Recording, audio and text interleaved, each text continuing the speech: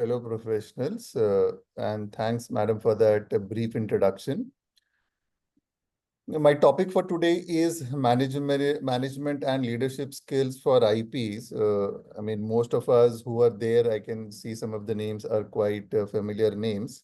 I think everyone does have experience as far as handling a CIRP process or a liquidation process, or currently, I think as we call it, bankruptcy trustee or insolvency resolution for individuals is concerned. So I would request if you all have any questions, I mean, let's make the session a bit interactive. So if you have any questions, feel free to kindly put it in the chat box, or if you're allowed to speak as a part of the presentation, I mean, please feel free to raise your hand so that we can interact and probably mutually learn as we move forward.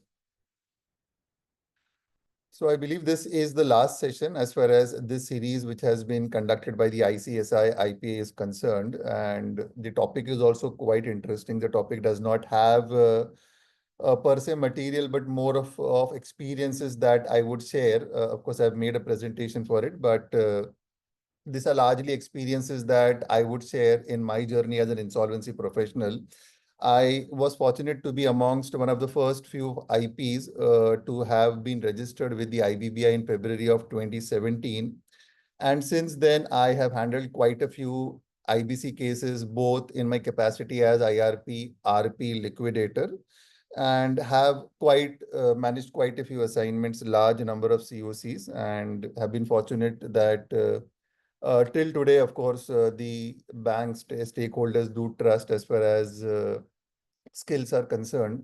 So what's more important for an insolvency professional is the way he handles and manages the entire process. Largely, there are multiple aspects in terms of skills that you require. One is your core domain knowledge, either as a chartered accountant or as a cost accountant or as a company secretary, a management graduate or an advocate. So you bring in your core expertise to the front, but more than the skills that you've acquired as a part of your professional expertise or your career, what's required in IBC is also more of management skills. Prior to being an insolvency professional, most of you all, including myself, we were armchair professionals. I call myself as an armchair professional. So it was very easy imparting knowledge. Giving gyan was so easy. Writing a report, giving an opinion was definitely something which was there in our domain. But once you handle a company, the entire responsibilities of the board of directors vest in you. That's where the real testing of your skills, the testing of your ability to manage, maneuver, navigate the entire process comes to the fore. And I think it's quite overwhelming, challenging, and at the same time satisfying also when you see a resolution which has happened under you as the insolvency professional, or you as a part of the team of IPs that was handling this particular process. Because one man cannot do the entire show. You need legal advisors, you need the support services process advisors. More importantly, you need the committee of creditors. You also need the erstwhile management in terms of the promoters if they are supporting you in terms of the process. In case they are not supporting, the employees, the management, the workmen of the corporate debtor, they also play a very important role in the success of the entire CIRP. So IBC still is an evolving landscape. I think many of you would have read today on the Supreme Court order in the case of JSW, when the order which came 2-3 months back saying that the company will have to get into liquidation. Of course, the entire IBC ecosystem was thinking exactly how do you conclude a resolution process if there is no certainty within 5 years. But the Honorable Supreme Court today in its judgment, of course, I have not gone through the judgment, but I understand that the resolution plan by JSW has been upheld. So this exactly is the conundrum which an IP faces, because he is responsible not for the entire 270-330 period, but even during implementation period, if you're a part of the monitoring committee, even post that you may be called upon at multiple forums, sometimes the enforcement agencies, sometimes IBBI, sometimes the committee of creditors, to probably cross-check on what has happened. So it's quite an evolving landscape in terms of stakeholders, and I believe the role is still evolving. IPs to a large extent have been regulated by IBBI, but the other stakeholders, there is some discussion around the code of conduct for the committee of creditors, other stakeholders, so on and so forth. We've not seen anything much in terms of offenses and penalties, but a lot of action has been seen in terms of 19 to non-cooperation applications, extreme non-cooperation. So I still believe after 8 years of being into practice as an IP, the landscape is still evolving. When IBC came in, it was one of a paradigm shift as far as the India's insolvency regime is considered. And there was a transformative behavioral change, not exactly in terms of resolution change, I would say, but the behavior of the debtors and the creditors has undergone a change. And this is what I believe in my experience that I have seen prior to IBC, where I was a part of a lot of restructuring exercises. And into IBC, I've seen how the shift happens prior to the application getting admitted. A large number of cases do get settled. So there has been a shift, but wherever cases get admitted, there the real action starts as far as an insolvency professional is concerned to navigate the entire process. The code does provide a singular platform for insolvency resolution, withering away multiple laws that were existing. However, we've also seen the interplays of various statutes along with IBC. Is IBC supreme? Section 238 of the code, does it really override everything? Of course, as IPs, we do believe so. Lawyers give us the impression, yes, IBC overrides everything, because when there is no answer, the most practical and the logical of the legal answer is that yes, the code overrides anything that is inconsistent. But then you'll also have to understand the other laws. So although it's a singular platform with the code overriding a lot of other statutes, but as an IP, as a professional, you'll also need to understand, is there an inconsistency between the other statute? To what extent the inconsistency is there? Is there a mechanism to challenge this? Is this the right way to doing it? Of course, you do have guidance of the committee of creditors is concerned. The most important aspect of the IBC regime is the time-bound mechanism. When the BLRC committee came in, of course, there was a study which said that 23% is the recovery rate, and the average time for resolution is around 4.3 years, which if you look at the latest IBBI magazine or the newsletter for the last quarter, if I remember it correctly, somewhere it says 550 to 600 days. So that's the average time that it takes to close a CIRP process. Most of the timelines have got distorted because of the COVID and issues arising post the COVID period. But largely, if you ask me today, and this is my personal opinion, is it possible to resolve a company in 180 days? I would say no, but then 270 days, the answer is yes. Within 270 days to 330 days, I believe 80 to 85% of IBC cases can be resolved if the IP and the COC work in tandem. The insolvency professional will have to understand that he is here as a fiduciary capacity, be it an administrator of the entire process. You're not a quasi-judicial authority. That's what the Supreme Court has said. You are a facilitator of the process, and the process is overseen by the Committee of Creditors as well as the National Company Law Tribunal, which is the adjudicating authority. So time-bound mechanism is one of the most important aspects. And as an IP, as a professional, you are also judged whether you are in a position to resolve the company within the time-bound framework of 270 days. When I say, are you in a position to do it, that means adherence to timelines. So strict adherence to timelines is one of the requirements of the code. The regulator comes down very heavily, very harshly on the insolvency professionals whenever he sees that the timelines have been missed. We've seen a lot of disciplinary orders which the regulator has come up with. And one of the most striking feature would be non-adherence to timeline, non-adherence to compliances, which is where they generally come very harshly on the IPs, control and custody of the assets. So these are some of the key parameters that at least the disciplinary orders that I have read is what comes out to be. So time-bound mechanism, and that's where your entire experience, you might have 20 years of experience or the minimum 10 years of experience as the regulations do insist for becoming an insolvency professional. Your entire experience comes to the fore when you look at the timelines and are able to achieve it within a specific timeline. Leave aside litigation, leave aside intercreditor disputes. That is something which is to a large extent, which I believe beyond the control of an ordinary insolvency professional. When I say ordinary, I'll include myself as an ordinary IP, because we don't have that reach or we don't have that mechanism where we can go and influence the top management of the banks. What we can always do is try and explain it to the committee of creditors, go and meet their branch heads to that extent. So generally a lot of discussion, or I would say to a lot of disagreement which happens between the creditors, maybe inter se creditors and the insolvency professional, can be ironed out by communication. So your managerial skills will come to the fore. How well are you able to articulate? How do you understand the particular subject? Because most of it would be based on facts.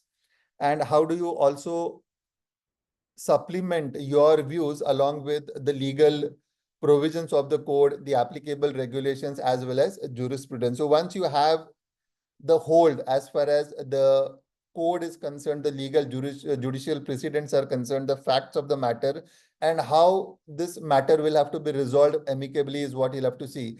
Always there is a inclination, I would say, to go to the NCLT for asking guidance. In my experience and the way I run my processes is I generally tell the COCs, let's decide. If you and me decide that this is within the parameter of law, sometimes we take recourse of external legal opinions. But if we decide as a COC that this is the best way to walk, given the limited resources, limited information, and the time-bound mechanism process, let's go and implement it. And thereafter, let the NCLT opine whether what we've done is right or wrong based on if someone challenges. Yes, if someone does not challenge, you tell the NCLT that this is what you've done. So time-bound resolution is what all stakeholders would judge you on, and your entire leadership skills, the people will also look up to you, the stakeholders in terms of operational creditors, the workmen, employees, everyone is looking up to the RP because you are the most temporary person in the entire process. There was a promoter before you. There will be a promoter after you. You are only here for 9 months, 10 months, 12 months, 15 months, whatever time it takes to hand over after having resolved the company. So take your role seriously is one of the advice, if I may give. Understand the CIRP, try to close this in a time-bound mechanism. Of course, we don't have control over how much time the adjudicating authority is going to take, how much time the committee of creditors are going to take to approve a resolution plan or to approve any particular resolution that is put up for voting. But within the constraints of time, I mean, that's what IBC, the challenge is all about this, that how do you manage conflicting views, conflicting situations, and try to get everyone through a dialogue bound amicable resolution. Maximizing the value of the assets of the stakeholders. While we may say that this is the job of the COC as well as the RA, because who negotiates for a resolution plan? Is it the insolvency professional whose job is to negotiate as far as a resolution plan is concerned? Or is it the domain of the committee of creditors? I believe largely it is the domain of the committee of creditors. So whenever resolution plans are opened or resolution plans are being discussed in the COC where I am there, before calling in the prospective resolution applicants, I generally ask the COC who is going to negotiate, who is going to lead the conversation with the PRA. And I generally ask one of the committee of creditors members to do it, most probably the lead bank.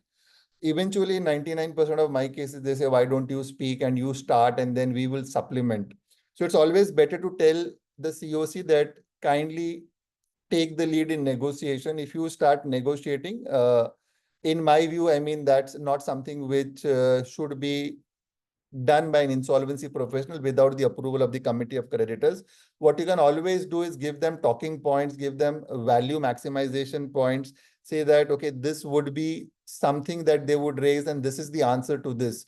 Remember that since you've handled this company for 180, 270 days, you would be in a best position at least to tell them what is the ground reality is concerned in terms of the asset.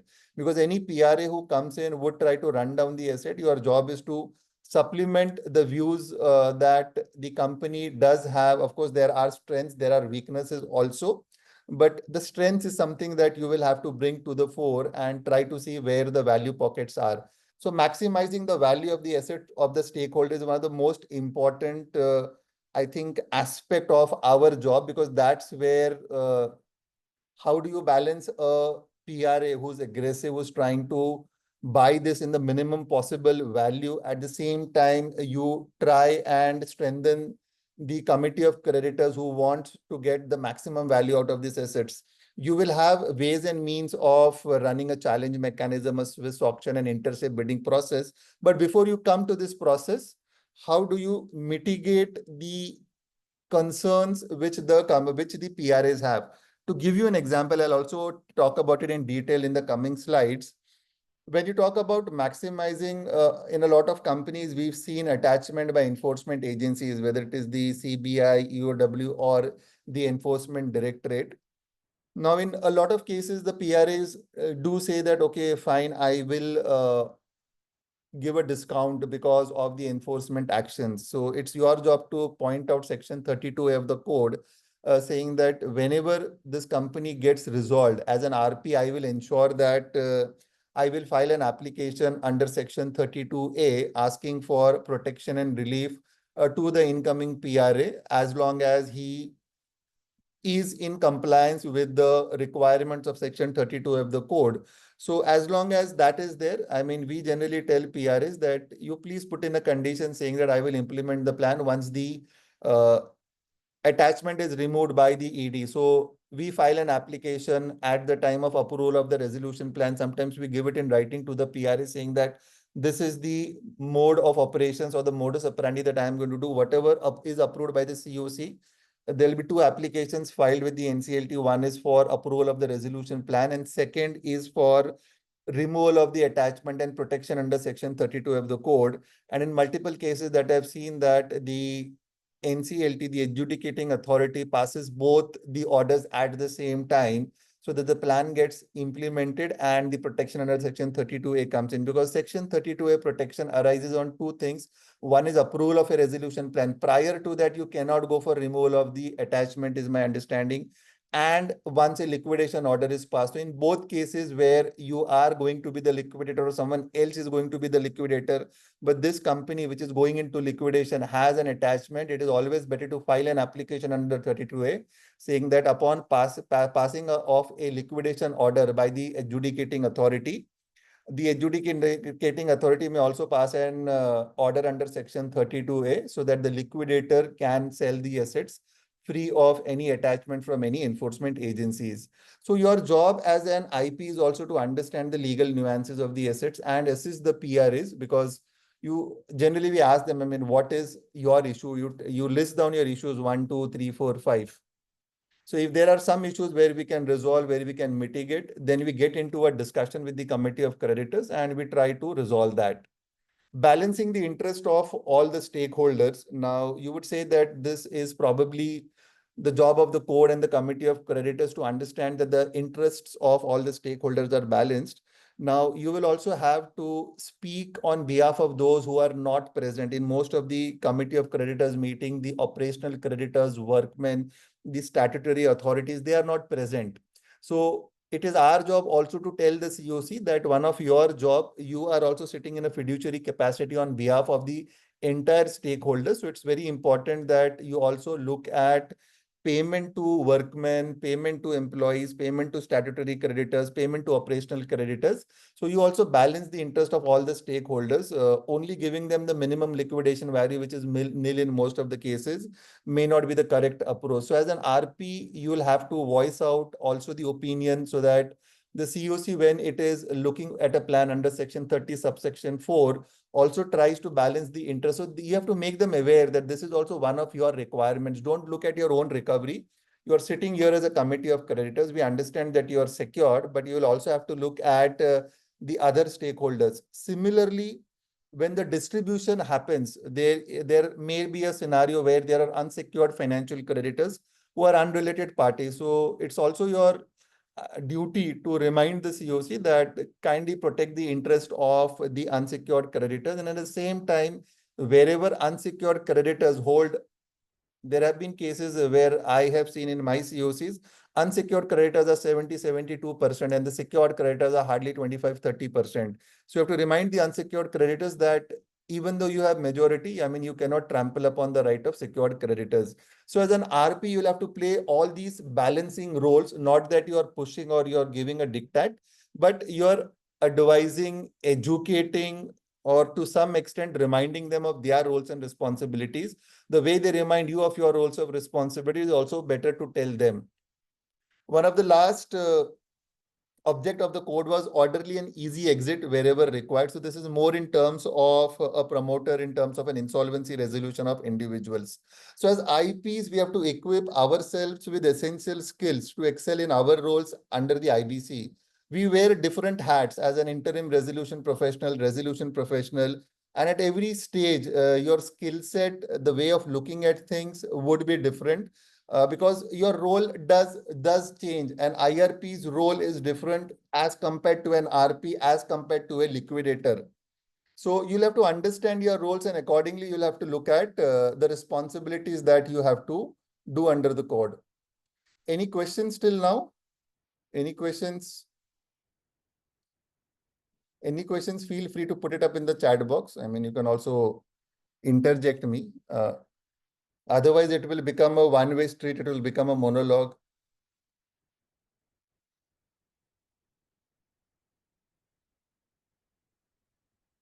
Fine. So I believe there are no questions so far. In case there are any questions, do feel free to interject.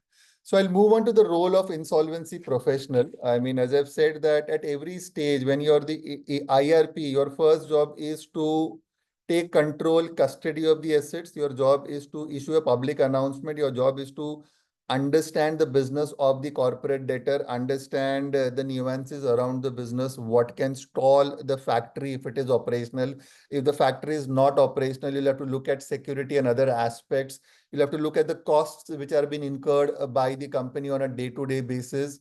Try to reduce the costs which, in your opinion, are not required. Probably there were some costs which really need not be required as a part of the process. So just try and see what all you can do as far as the costs are concerned, the operations is concerned, taking into control and custody. So when you're the first person in the entire process who is going to walk through that door of the corporate debtor, be it his office or be it his factory, and people are going to look up to you because it's a one-way street. IBC, I generally tell people, is a one-way street. Once you get admitted, there is only one way to come out of the process, is a section 12 way, or you go and challenge the process in the NCLAT. If you're successful, good. If you're not successful, the entire process goes through. But if the process has to go through, then the people who are affected, or a component of this entire process who are affected, will obviously look up to you as an IRP, right from the security personnel to the factory head. I mean, everyone is looking at guidance. Everyone is looking to understand what this process entails. How are you going to manage the process? What support is required? So it's very important to communicate as an insolvency professional, as an interim resolution professional, to all the stakeholders that you're going to meet, be it the suppliers, the customers, because everyone, of course, after 8 years, everyone does understand the company has gone into CRP, but many may not be expecting that the company to get admitted into CRP. So it's a rude shock for a lot of customers, a lot of suppliers. Many of them are generally not aware that, okay, the company had financial problems, or they thought that the financial problems were not so severe and the promoters would have managed.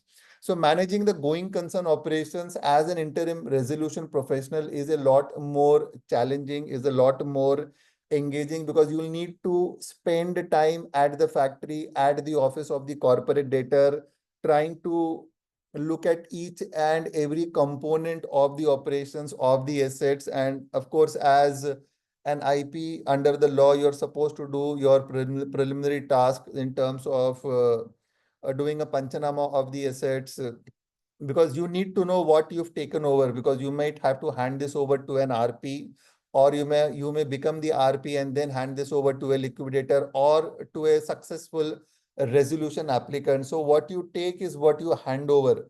So your job, most important job in the first month, I believe, is managing the going concern operations of the corporate debtor.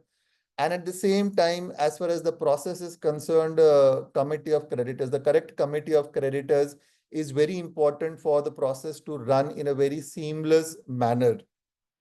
So understanding the operations and the numbers around it. So as an IP, if you don't understand the business, you may have to get into multiple discussions with the people who are running the business, try to understand, look at some of the papers, look at the costing on what exactly is it, maybe speak to some people in the market.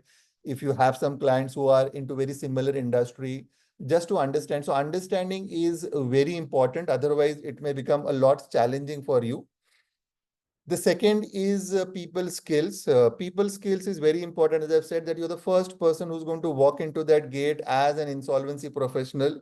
Your job is then to navigate the entire process and get the company out of IBC to hand over to a successful resolution applicant. If it is to go back to the promoter, so be it. But during that time, in the intervening period, it is primarily your responsibility.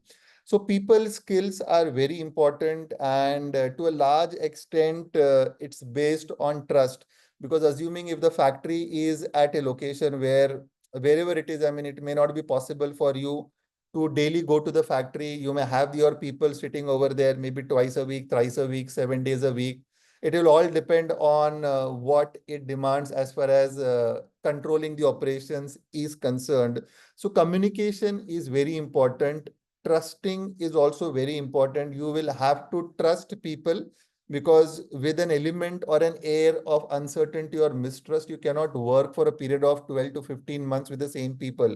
So you'll have to tell them exactly what the process entails, how the process is going to go through, what is the control as an IRP that you need as far as the operations are concerned, the factory assets are concerned, the inventory is concerned. So you'll have to spell out very clearly your requirements to the people, understand from the management. When I say management, it may be the promoter, it may be the top management, middle management, or whosoever you consider as management. Understand from them what are their questions, what do they tell people, at what time do they tell people. We generally say you tell the people to kindly submit their claims. So we give them the public announcement, we give them material to write to all the suppliers so that claims can come in. We also look at those suppliers who may create an issue in terms of stopping the supplies. We try to reach out to those suppliers, get into discussions with them. Town hall for employees and workmen, or maybe key, if there is a trade union, with the key people in the trade union also.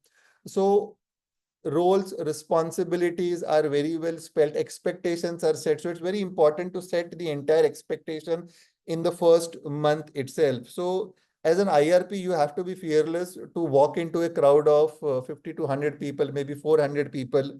You will have to do that. I mean, if you say, I am not going to get into a situation like this, uh, may work, may not work. Ultimately, every person will have to take his or her own call depending on what the situation is. So people, the ability to communicate, the ability to tell them how the process is going to run, the ability to set expectations is what is going to define your first month as the interim resolution professional.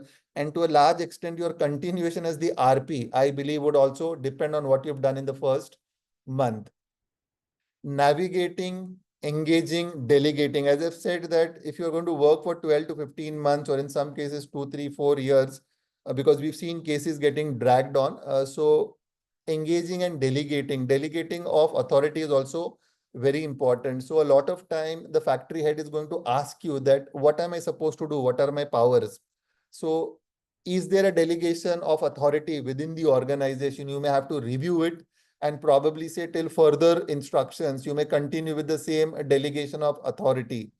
You will take control of the bank account because that is something which you cannot give it to the company. You may also have a checks and balance mechanism where the CFO would be the maker and you would be the checker, or your team would be the checker, but you will have to set up that matrix in terms of delegation of authority. So delegating authority is very important, and you'll have to communicate that sooner or later.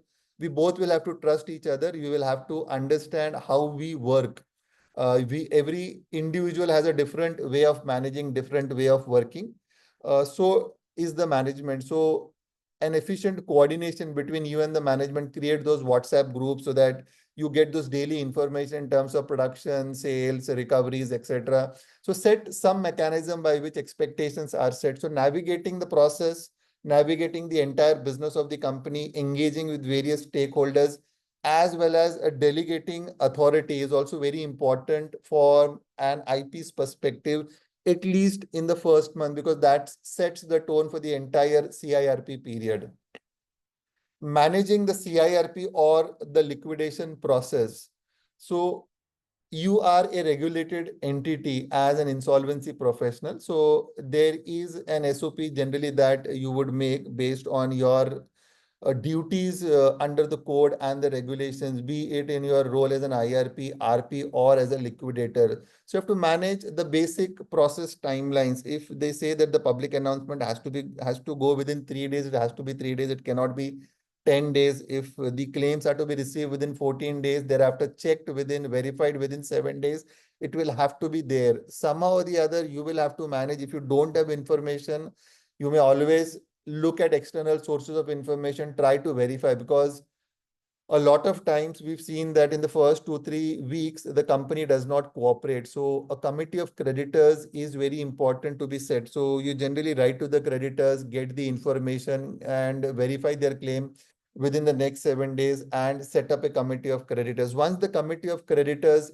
is set, I think between the time the COC meeting happens and the constitution of the committee of creditors is done, it is always better to update the committee of creditors on what's happening in the business, what is happening with control, custody, etc. is concerned, people, operations, so on and so forth. If it is a Section 7 application, in a Section 7 application, generally it is an IRP who has the blessings of the financial creditors. But if it's a Section 9 or a Section 10, it is always better to engage with the committee of creditors at a very initial level to understand what are their expectations, because they will also have a lot of information, a lot of guidance, supervision, some information points that they would give you.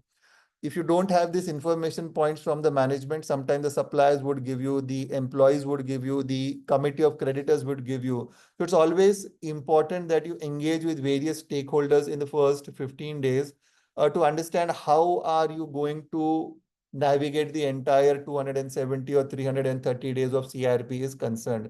So managing the basic process timelines in the first month itself, you'll have to understand that what sort of valuers are required. Does this company needs a transaction auditor? Are there any transactions which are in the nature of preferential, fraudulent, undervalued, or extortionate credit? So all these aspects is what you will have to understand. So you'll have to make a roadmap in terms of how this entire 270 days are going to look like. Maybe a timeline can be presented in the first COC meeting saying that, okay, we are here. What is the compliances which were to happen? And what will happen post this? What is the timeline for issuance of a Form G, for closing of a transaction audit, for closing of a valuation? How much time are you expecting in the due diligence process, right from issuance of the Form G to receipt of EOI, so on and so forth? And when do you see the process to be concluded? A 180-day basic timeline, process timeline, is something which I believe should be presented to the committee of creditors in the first month when you are the IRP. Another important skill that you need is compliances and legal skills. A lot of time, I mean, we've seen, as I've said in my opening statement, when you see disciplinary orders, you see that compliances have not been made. Sometimes NCLTs also make adverse comments. A lot of time, the committee of creditors are also not very happy that basic compliances have not been done by the RP. So compliance is a necessary evil. I mean, you'll have to do compliances. You will have no choice. If there are no people or professional appointed by the company, it is always essential that you go ahead and appoint people at a reasonable cost. Don't appoint everyone, anyone and everyone. We've seen in many of the cases, RPs will appoint anyone and everyone under the sun. So it's always important that you hold your horses, appoint only those who are required. And in the first COC, you can put up your entire laundry list of compliance requirements, compliance professionals that you may need to appoint to manage the entire process. Legal skills, while many of us do have the privilege of appointment of decent legal firms, but sometimes the company is not operational. There is no money in the bank account. What do you do hiring a lawyer? Unless there is something to be done in the first month, like a 19 to non-cooperation application, uh, the constitution of the committee of creditors, there may be some legal cases which may have to be taken over, where you go and tell the requisite courts wherever the cases are pending, saying that the company is under CIRP, a moratorium is under process. So even basic filings, you'll need a legal firm. So you'll have to hire a legal firm looking at what you need in the first 1 month or first 30 days in your tenure as the IRP is concerned. Many of us, by virtue of our practice, or many of the IPs have also now enrolled into law, into legal colleges, and have taken up, they have done their LLB. So a lot of IPs that I know, including me, I have also done my LLB during the course when I started my practice as an insolvency professional. So many of us have, after getting interest into IBC, understanding that this is a legal professional, we've enrolled into LLB and acquired some legal skills. So acquiring legal skills is very important. Only relying on a legal professional is to some extent detrimental, is what I would say. Largely because the strategy as far as legal is also concerned will have to be led by you in consultation, mutually agreed with the RP legal counsel. Sometimes the committee of creditors in large cases also have a COC legal counsel. So both the RP legal counsel and the COC legal counsel will have to be on the same page. In most of the COCs that I run, wherever I have an RP legal counsel or a COC legal counsel, so prior to the COC meeting, we engage with both the RP legal counsel as well as the COC legal counsel on what is to be debated. If there is some homework which needs to be done, tell them 2, 3, 4, 5 days in advance that this is an issue which would need consideration. And since you're the COC legal counsel, you may have to give your opinion on this point, because you cannot catch them by surprise. It is always better that whatever notices that you're issuing as a meeting of the COC, you lay down the expectations so that professionals who are appointed for managing the process or assisting the RP in the process are well guided. So as an RP, how important it is to have legal skills, because unless you understand the legal skills, I mean, you will always be dependent on a lawyer. And we've seen lawyers not casting a statement or a judgment around it. Many of the lawyers would want to fight in the courts. I mean, but not every case needs to go to the courts. If someone is not cooperating with you, the first thing which is go send a legal notice. Okay, fine, send a legal notice, but engage with him. Maybe take some time, 2 weeks, 3 weeks, 4 weeks, try reason out, send company personnel to talk out the matter so that you don't engage. Once you get legal, we've seen wherever we filed a 19-2 till the time the application comes on board, which is 2 weeks, 3 weeks, 4 weeks, none of the information is given. And very close to the application coming on board, they say, okay, fine, we will now cooperate. So you lose a lot of time. So rather than going legal, go diplomatic is the general advice that I would give most of the IPs. Try to speak, try to reason out, try to communicate, send emails, send reminders. And if at all finally you think that, okay, this is not going to work out, take the legal route, take the legal approach. A lot of times, a lot of your energy will get drained out when you get legal, because it's a frustrating and a waiting game, because every time a hearing comes up, sometimes it just doesn't reach the board. Sometimes the other lawyers will take a timeline. Sometimes they'll say, okay, fine, we need 2 weeks, 3 weeks to file a rejoinder, so on and so forth. So legal should always be the last resort, and this is what you will need to understand. This is the sense that you will need to have. To give you an example, I mean, recently last month, I got a warrant from the CBI court. It was basically an arrest warrant in the name of the company. So I sent it to my lawyer and he said, okay, let's go to the High Court and quash this, how this can come to an IP or a liquidator, Section 233, so on and so forth. So I said, no, let's first go and appear. So we sent a lawyer. So the judge said, no, I want the liquidator here. So again, the same thing. Why don't we challenge this? Why are you going there? You might have to take bail, so on and so forth. So as far as I am concerned, I was very clear that I would not apply for bail. So I said, let's go and appear. Let's make our submission saying that I'm an officer appointed by the court. I need not be impleaded here and let there be a discharge. So yesterday we went into the hearing, and of course, after listening to this, he said that he will pass an order later, but he dispensed with my personal appearance from next time onwards. So rather than going to the High Court and getting into another litigation or a legal battle, you don't know how much time that's going to take. Sometimes if you're lucky, you might get the relief in the first hearing itself. Sometimes you may not be that lucky, then you don't know what to do. So sometimes you will have to take those chances, as I call it. Not everyone is going to follow one particular route or another particular route based on his own understanding. His capacity to absorb a risk, his capacity to take risks is what an IP is going to do. So understanding compliance and legal skills is also very important in your entire journey to navigate the CIRP or the liquidation process in an effective time-bound manner. As I've said, managing the resolution and liquidation process. So you need crucial skill sets to bring in consensus. So when you're sitting in the committee of creditors, when you are listening to various creditors, secured creditors versus unsecured creditors, a lot of creditors have different security structure. So different security structure, how do you distribute money? Lopsided COC, a person who has 2%, 3% stake in the COC is taking the maximum time and running the show, while everyone has the authority to speak. But finally, as an RP, you need to have that 66% or that 51% voting. So you'll have to see how to bring in consensus. Sometimes COC goes on for 4 hours, 5 hours, 6 hours, 7 hours. So you'll have to decide where to cut that discussion, where to cut that point, and bring people back to the point and say, okay, guys, let's focus. This is the question. So it's very important that you frame those questions. Question number one, question number two. So you've heard everyone for 45 minutes saying that, okay, based on this, I understand there are 3 questions for consideration. Question 1, question 2, question 3. Let's focus on this. So you need to have those skill sets to bring in consensus, and that's where I think most of the time gets saved, rather than people will have their own opinions.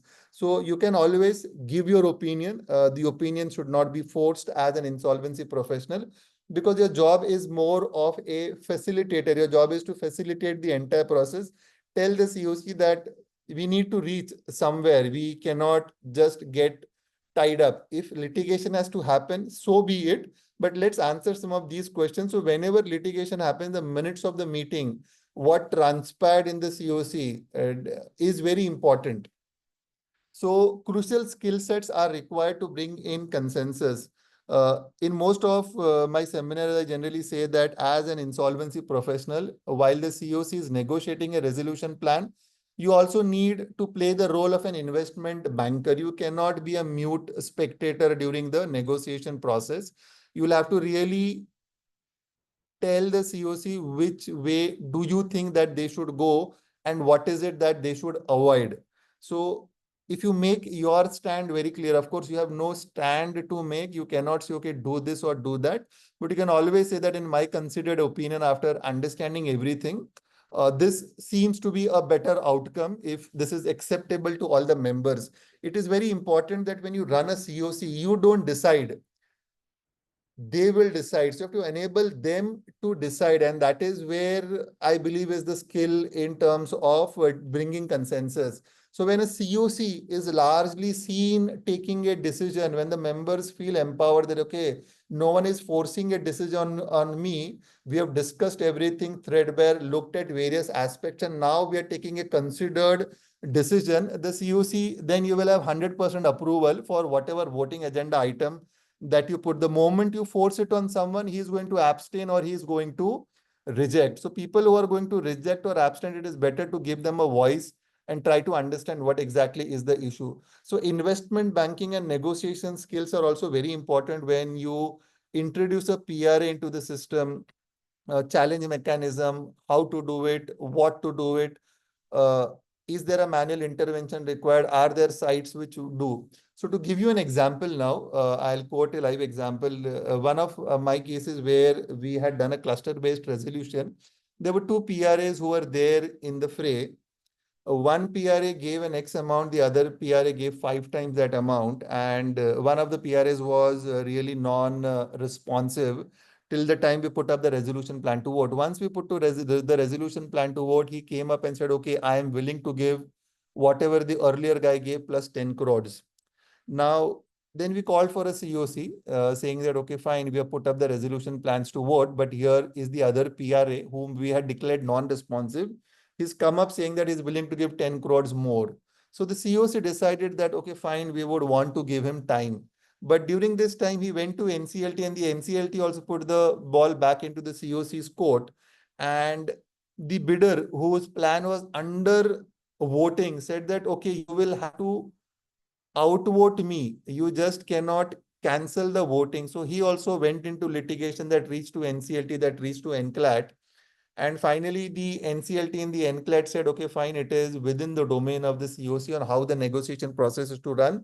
The COC can also cancel the voting process. There is no bar on concluding the process. They can cancel the voting process midway, and a fresh negotiation can also ensue. So all the ball came back to the COC's court. So the COC ran a challenge mechanism, and the price actually came out to be 2x. So one guy bid for an X amount, the other guy stopped at 2 crores less than that because the minimum incremental bid amount was 1 crore. Now, suddenly when the amount became 2x, the COC thought, okay, fine, what is to be done now? So the guy who was the H1 had a sufficient net worth to prove that he was in a position to implement the plan.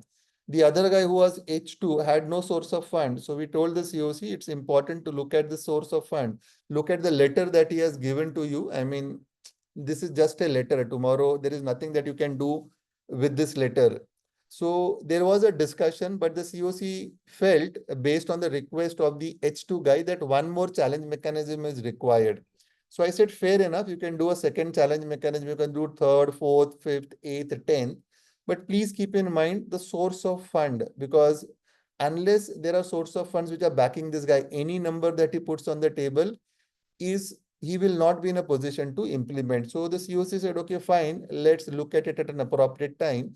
But currently we want to go for the second challenge mechanism, and they unanimously went for a second challenge mechanism now, which is also under litigation.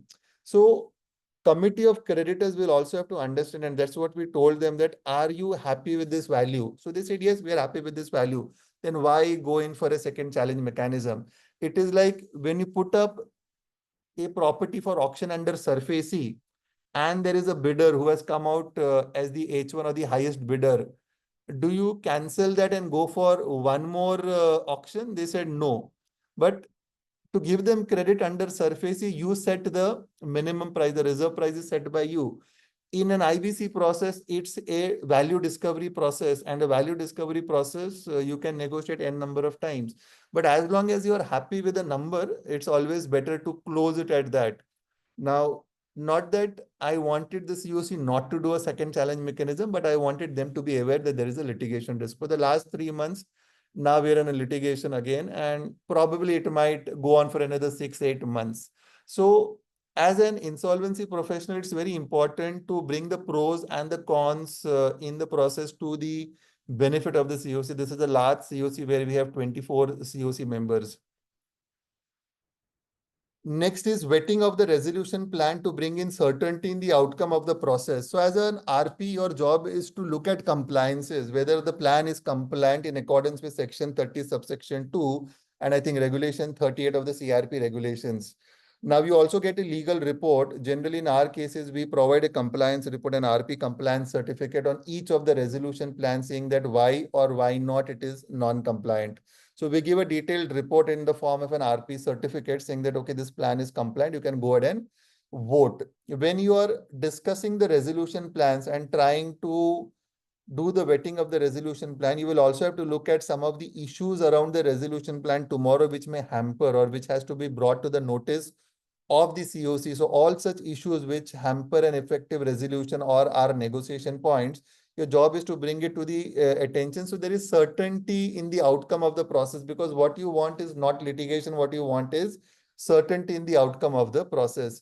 Avoiding needless litigation. So as I've already said, I mean, I for sure don't like to get into litigations. I try to avoid litigations as long as possible, be it with the promoters, be it with any stakeholder, or be with the successful resolution applicant. So avoiding needless litigation is also a part of your skills as an IP to close the process in a time-bound manner.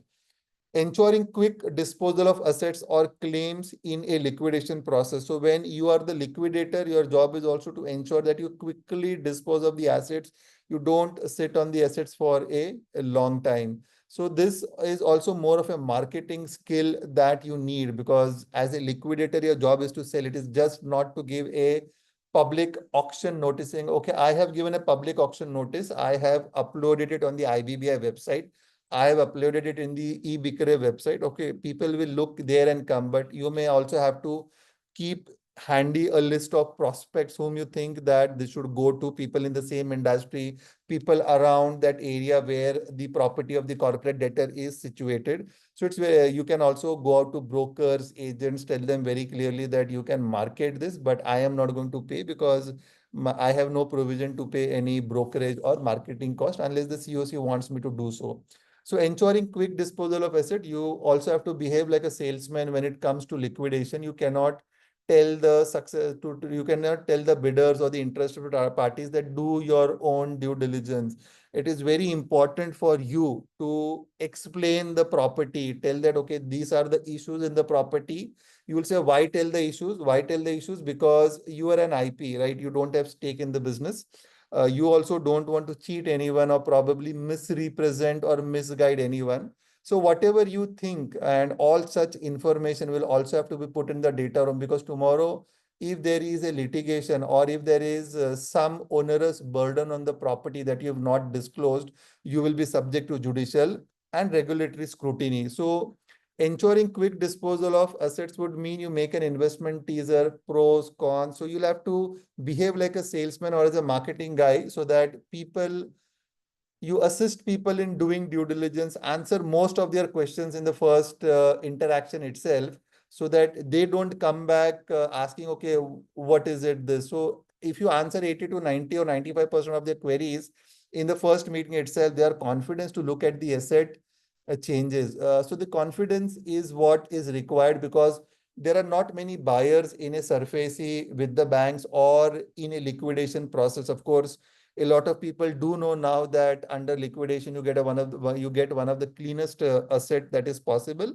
But yes, there are not many takers. So it's our job even as liquidators to create a market so that bidders who come into the process are fairly treated with all the risks, rewards, etc. So your role as an IP is more from an administrator to key driver of value maximization and resolution. So the most important aspect that you have to turn to is you have to become a driver of the value maximization and the entire resolution process. Any questions? I don't see any questions. Am I audible to everyone? I can see 14 participants.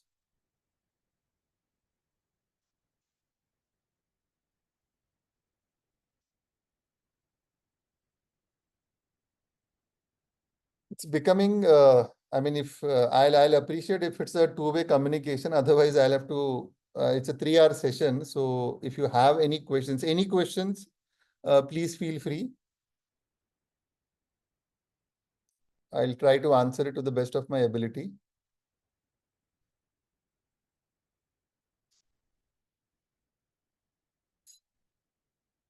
Fine. So we move ahead. So what is the role of an IP? It is a multifaceted role. As I've said, your core responsibilities are as an IRP, interim resolution professional, liquidator, and bankruptcy trustee. In every role, the skill set, the mindset, and the approach is different. As an RP, you will have to ensure that the process is run in strict timeline, strict compliance, so that there are no litigations in future. As a liquidator, your job is to sell as fast as possible. As a bankruptcy trustee, your job is to close the bankruptcy estate as soon as possible and in a time-bound manner. So your core responsibilities are different. Your key expectations from the stakeholders is timely completion of the process. So one of the key expectations from an IP is a timely completion of the process. Second, very important aspect is value preservation. When I spoke about value maximization would arise from value preservation. So you will have to take all possible legal steps, physical steps to preserve the value of the assets and at the same time take steps to maximize the value of the assets. One very important soft skill is fairness and transparency. So as an IP, as I've said that you will have to drive the value, you're a value driver in the process. So your fairness is something which should be seen in your communications, the verbal communication, written communication, the kind of documents, the investment teasers, the information memorandum, the notices of the meeting, the minutes of the meeting, the presentation deck in the COC. All this would be a fair reflection of your fairness and transparency, where you list out all the issues which should come to the consideration of the committee of creditors. So wherever you think that the COC needs to know, even if you have a slightest doubt, just make it as an FYI for your information. I'm telling you this, that this is something which has happened. Maybe you need not know, but I thought I should bring it to your notice. So fairness and transparency is one of the key pillars on which an insolvency professional is judged. And mind you, you are judged on an every interaction basis, on an everyday basis.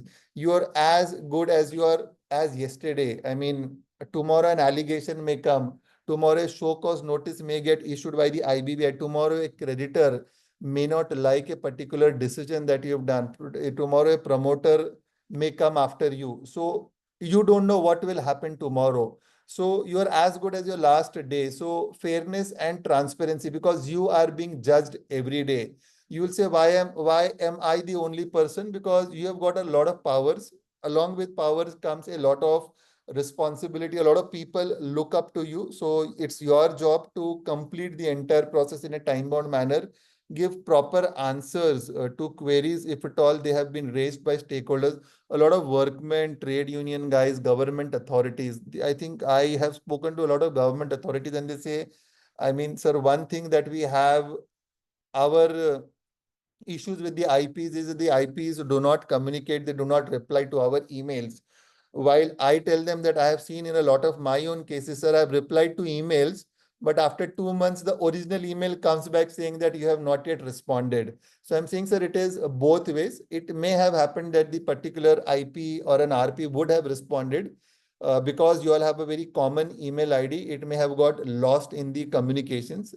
Reach out to him, write an email again. So if he has replied earlier, he may come back saying, okay, fine, on so and so date, I have done a reply. Never mind, I will again give you a fresh reply. So a lot of times communication is very important, and that's where I say that this will help you tomorrow when there is either judicial scrutiny by the adjudicating authority or supervisory scrutiny by the committee of creditors or a regulatory scrutiny by the IBBI, MCA, or by the SFIO, EOW, CBI. Because when CBI, SFIO, EOW come in, they'll ask you all the information right from the valuation report to the transaction audit report to your committee of creditors minutes, meetings, notices, information memorandum, resolution plan, everything will have to be given. So once those documents are prepared in a very transparent way, of course, you will have to answer to the authorities. There is no shying away from those responsibilities. But to every question, if you say, okay, this is recorded in the minutes of so and so meeting, okay, this is recorded in my resolution plan para so and so, this is recorded in the NCLT order, this is recorded in the information memorandum. As long as things are recorded, it becomes very important. To give you an example, the SFIO called me for some of the Videocon group companies, and I was handling four companies of the Videocon group prior to its consolidation. So one question they asked me, now the company was closed. What efforts have you taken to ensure going concern? So that was a very valid question, saying that your job as an IRP, RP is to ensure that the company operates as a going concern.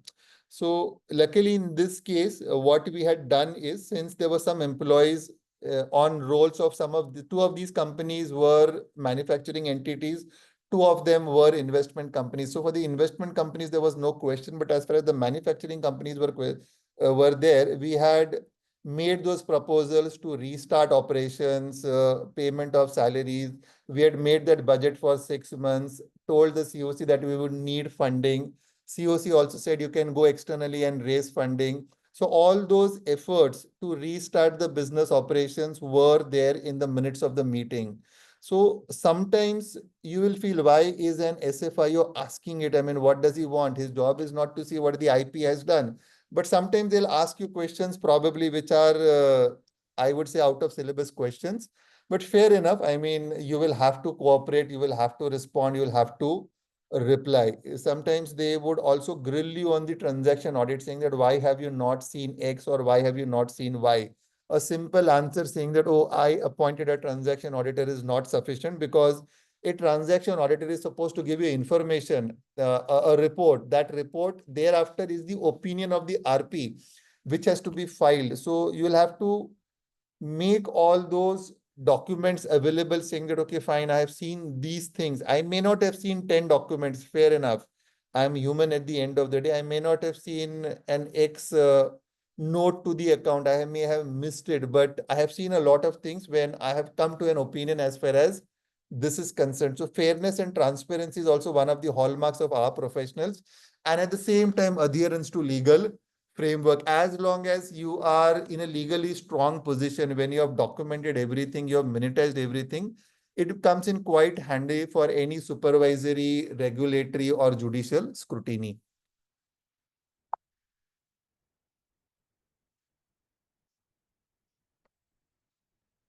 So next slide, why management and leadership skills matter. Of course, all these skills matter, and I'm sure every one of you, you don't need a lecture from me on management and leadership skills.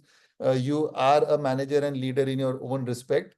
But yes, these skills do matter as an insolvency professional, because time is a constraint with too many activities scheduled at the same time.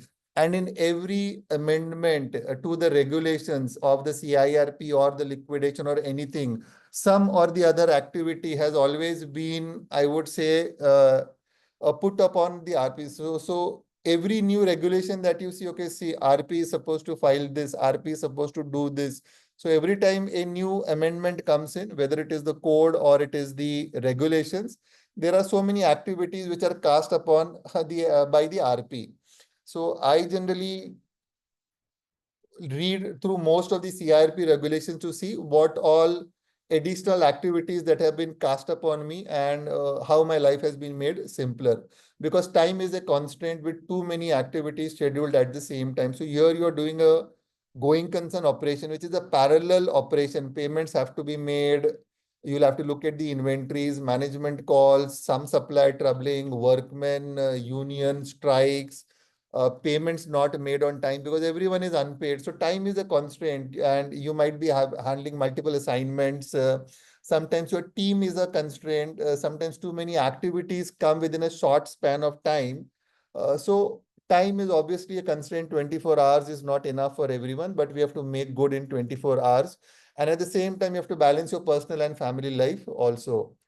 So that's why your management and leadership skills matter. If you are able to communicate very clearly, if you are able to give written instructions which are unambiguous, makes life simpler. If you are in a position to prepare a COC presentation with clarity so that creditors don't have to ask too many questions to you in a COC meeting, because I'm presuming that they would have read. Many times they don't read is a different matter, but sometimes they read and come. So if they don't read and come, that means they trust you a lot. That's what I tell them. Okay, you haven't read, so you are trusting me a lot. Good, let me take you through the presentation. So whatever you communicate, whatever you write, whatever documents that you provide, I mean, that has to be very clear. Whatever instructions are given to the management team or to the accounting team or to the valuers or to the transaction auditors has to be very clear. So if there is ambiguity, if there is multiple, so either say yes or no, either say approved, not approved, or you say, I want these three things for me to approve a particular cost. So your communication has to be very clear, because that's where you'll be able to manage time, you'll be able to navigate, you'll be able to juggle your multiple responsibilities and do justice to the assignment. Even if you're doing a one IBC assignment, but you're a professional, you're a chartered accountant, you might have your own CA firm, or you may have your own consultancy, you may be a cost accountant, you have company secretarial audits and too many activities, board meetings, AGMs, etc.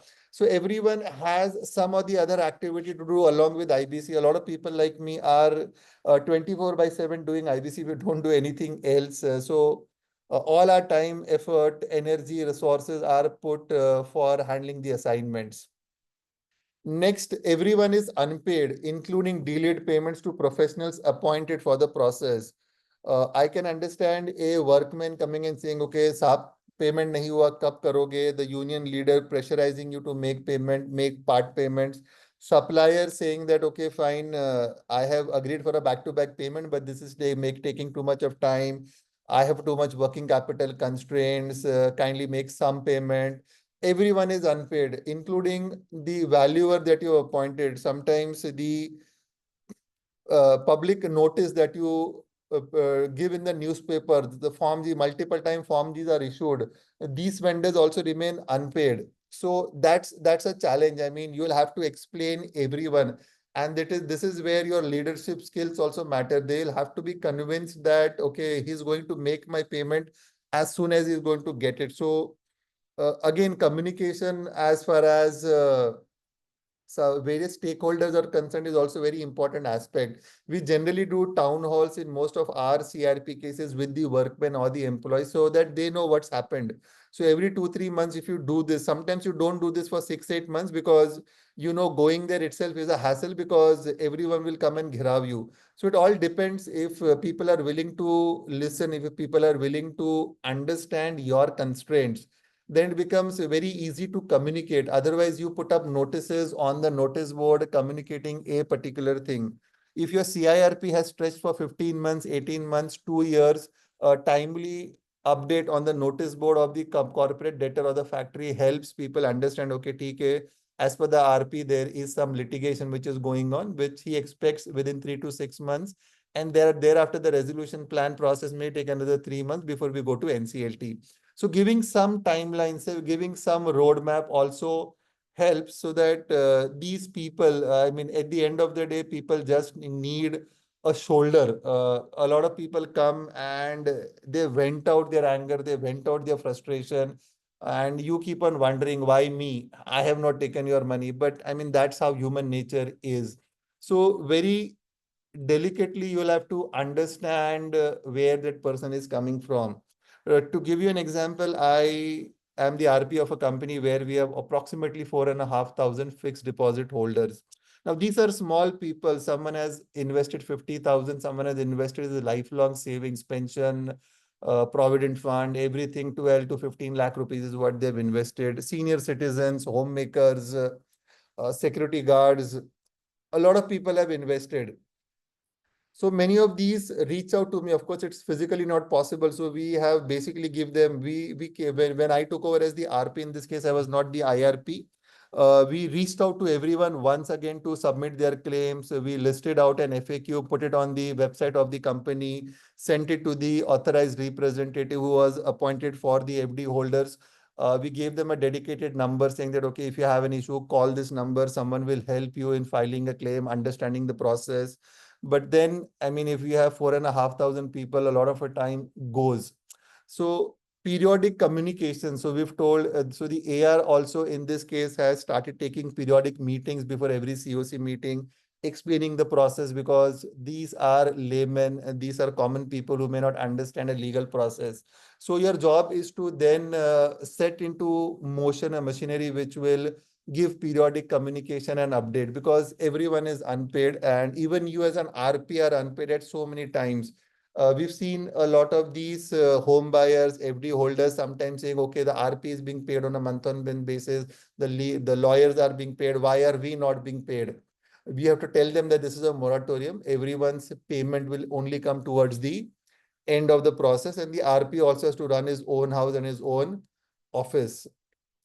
So ability to withstand pulls and pressures from various stakeholders, because you are the focus, you are on the radar all the time. You're being judged on every single step, every single communication. It's very easy to someone to write, okay, the RP is hands in gloves with the promoters. The promoters may say he is in hands in gloves with the creditors. He's doing what the financial creditors want him to do because he does not want to get replaced. So there are a lot of pulls and pressures from various stakeholders, and it is your ability to manage, and hence your management and leadership skills will come into play.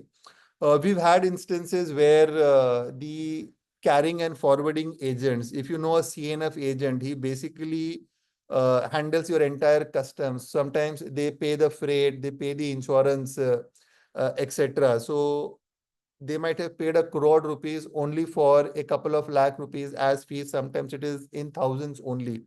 And what they hold with them is a very crucial document called BL, a bill of lading. So a bill of lading would mean anyone who has a BL can transfer the goods. That's a negotiable instrument.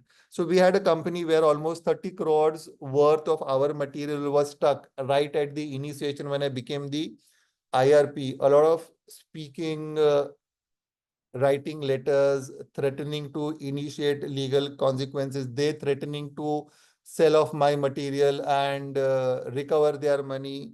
Many pulls and pressures were there, but finally it took almost 30 to 40 days wherein we got all the material released without paying a single amount, single penny. So we used one clause in the offenses and penalties saying that this is a breach of moratorium.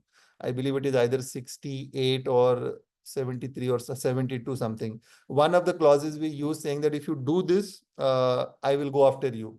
So we understand you've lost money, but there are so many creditors who've lost money only because you are holding my bill of lading. If you are going to sell my material, if you sell it at a loss, I will recover everything from you.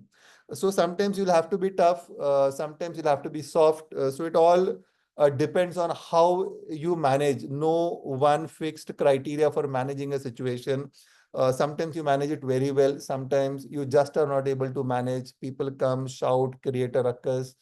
You just feel pressurized. So as an RP, I mean, how are you able to manage your own sanity is also one of the most important aspects. Otherwise, I've seen a lot of fellow professionals saying that was mujhse nahi ho raha. It's too traumatic. Some of those people have already told me saying that I can't handle these trade unions, the political pressure. So it does happen. I mean, it's a part of your life. It's a part of your profession. You are vulnerable. So these skills will manage, because how you conduct yourself is also a function of how people treat you.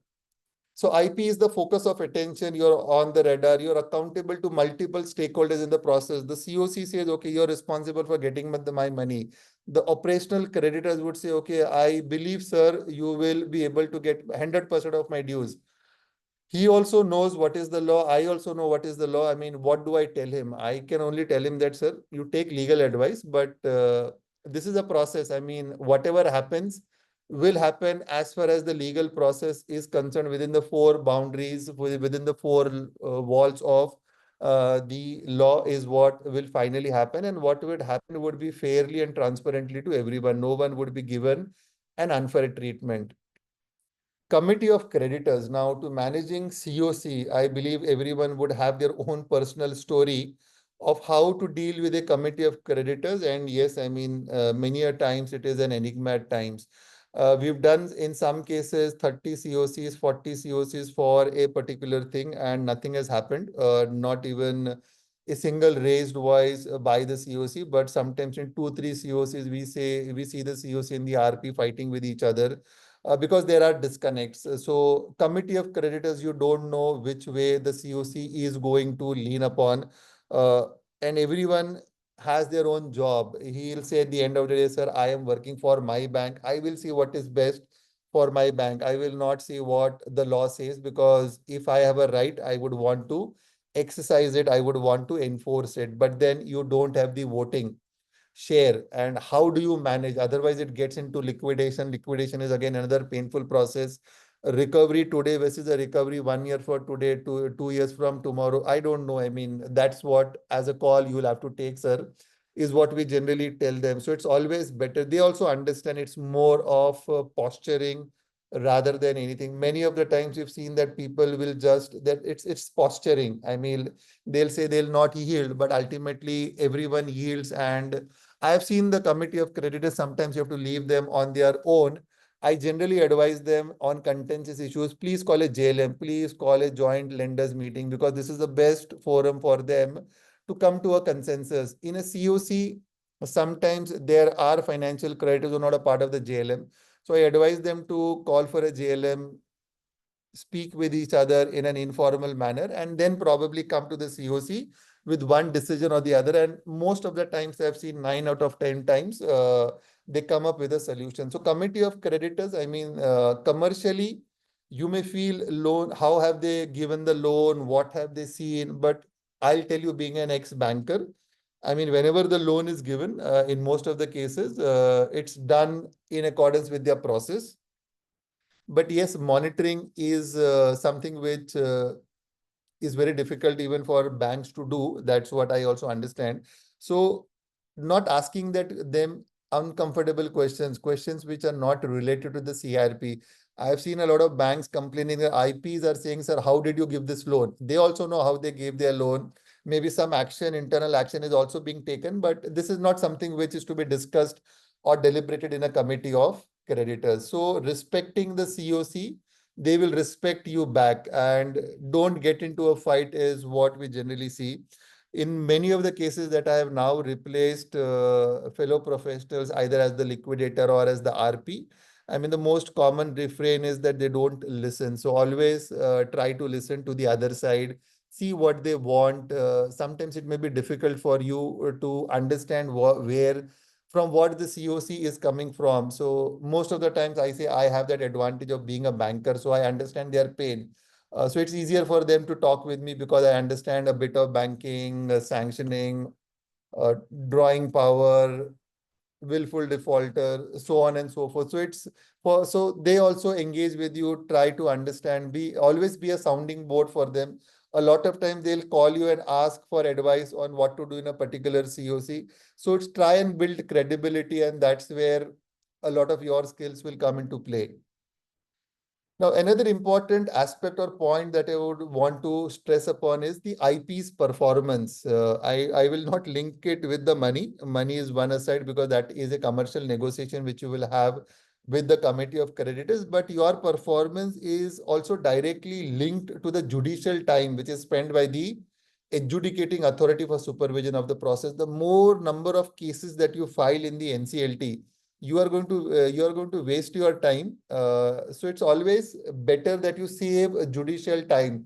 Whatever can be managed at your end, wherever there is a possibility of amicable resolution, try and do an amicable resolution.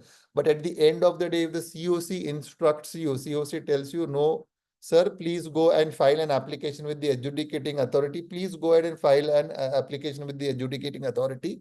But wherever you can get a legal opinion, an independent high court judge or a Supreme Court's judge opinion, wherever you can facilitate decision making and try not to take it to the NCLT, I mean, that's where your performance will come to the fore. So your any activity that you do is directly linked to the judicial time which is spent by the adjudicating authority. A lot of time, NCLTs have also been very harsh on the IPs for doing unnecessary and meaningless litigation. Next point is managing people and conflict. So management and leadership skills do matter. I mean, these are softer skills. Managing people, managing conflicts. Of course, you're not a messiah, you're not God, but unfortunately, you've chosen to be a part of this assignment. So since you've chosen to be the IRP, RP, you've given the consent, you've been appointed for a process. It is all the more incumbent upon you to get to the ground and understand issues, try to resolve conflicts. You have a hostile management, try to understand where are they coming from. Is it something which is directly linked to the CIRP process, or is this the hostile attitude towards the bankers so that the bankers don't recover anything? So you'll have to understand the point of view of the management, listen to them, respect the management because for what they have built. I mean, most of these people have built assets which are worth in hundreds of crores, thousands of crores. They have set up businesses where hundreds of people have got employment. It's an ecosystem. Fine, today there was a default. He could not manage. He took some wrong decisions, maybe siphoned off money. You'll have your chance as an IP. You can file fraudulent applications. You can do all that, but there is no need to get into an interpersonal battle with the management because you are here to be a non-partisan person. You're not supposed to take sides. You cannot lean on the side of the creditor. Of course, your fiduciary responsibility is towards the creditors, but then the business of the corporate debtor, you will have to, the most important stakeholder is the business of the corporate debtor. If you run the business in a very transparent manner, I think everything falls into place. The first month when the employees or the workmen get salary, the suppliers or the customers see, okay, fine, whatever he's saying is actually turning out. He told me that, fine, you do this, I'll get this done for you, and that is being done. So your actions will speak louder than your words. So whether it is a hostile management, disgruntled employees, unpaid workers, actions will speak louder than words. Understanding laws applicable to the corporate debtor and its regulatory regime. So I happen to be the RP for an integrated steel plant where we had our own captive power plant. We also had our own captive mine. Now, this mine came into trouble because we did not pay a lot of these annual mining closure costs. So you'll have to pay royalty, you have to pay mining closure cost. So the Ministry of Coal did not understand, or probably they wanted their money to be paid and we had no money. So we kept on writing saying that this is CIRP, whatever dues arise during the CIRP period, we will pay this. But however, they filed an application, uh, they re, they re, they revoked our mine operating license. Revocation of mine operating license means I cannot operate the mine. If I cannot operate the mine, that means the business will continue to make losses. So that was a catch-22 situation for us. We went and met them, 2, 3 meetings, nothing came out. Simultaneously, we also filed an application with the NCLT.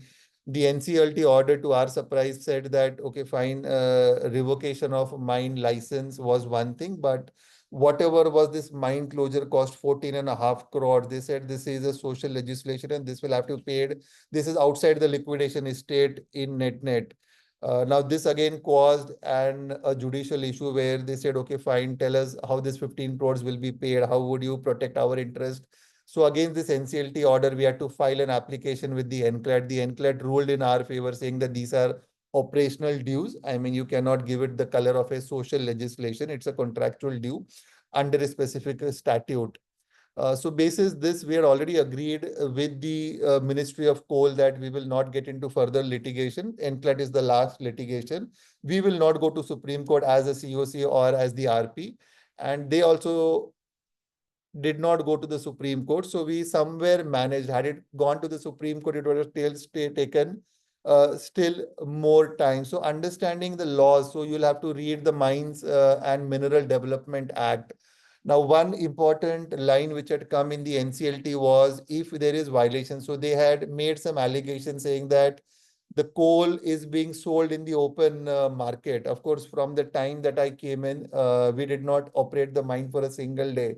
So we didn't understand where that statement came from. But then the NCLT did write that if the coal is sold outside, the RP would be personally responsible. So this also was a comment which we went to the NCLAT saying that fine, as an RP, I am responsible, that, but I cannot be personally responsible. You make me responsible under the coal mining agreement. So whatever the agreement says, if there is a violation, then yes, the corporate debtor and whosoever is managing the corporate debtor, but don't single out the RP.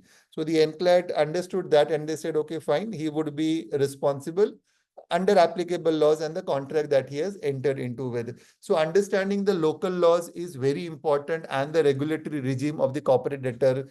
Like if you have a real estate company, RERA also plays an important role. So understand RERA joint development agreement. Real estate is still a different animal to deal with in a CIRP process. Lastly, empathy coupled with strong decision-making abilities. So you need to empathize, you need to have some softer aspects. You will have to understand that people have lost money, right from financial creditors, operational creditors, workmen, and everyone is looking to recovery. So empathy is also required. I'm not saying sympathy, but empathy coupled with strong decision-making skills.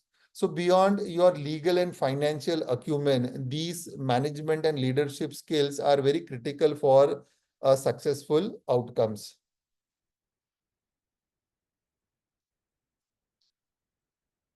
Any questions? No questions. Fine.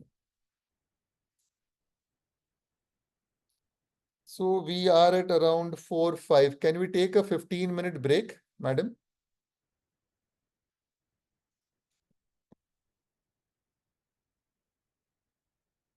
Can we take a 15-minute break?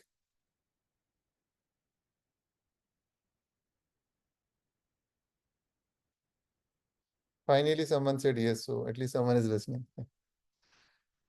Madam Anjali, can we take a 15-minute break, coordinator?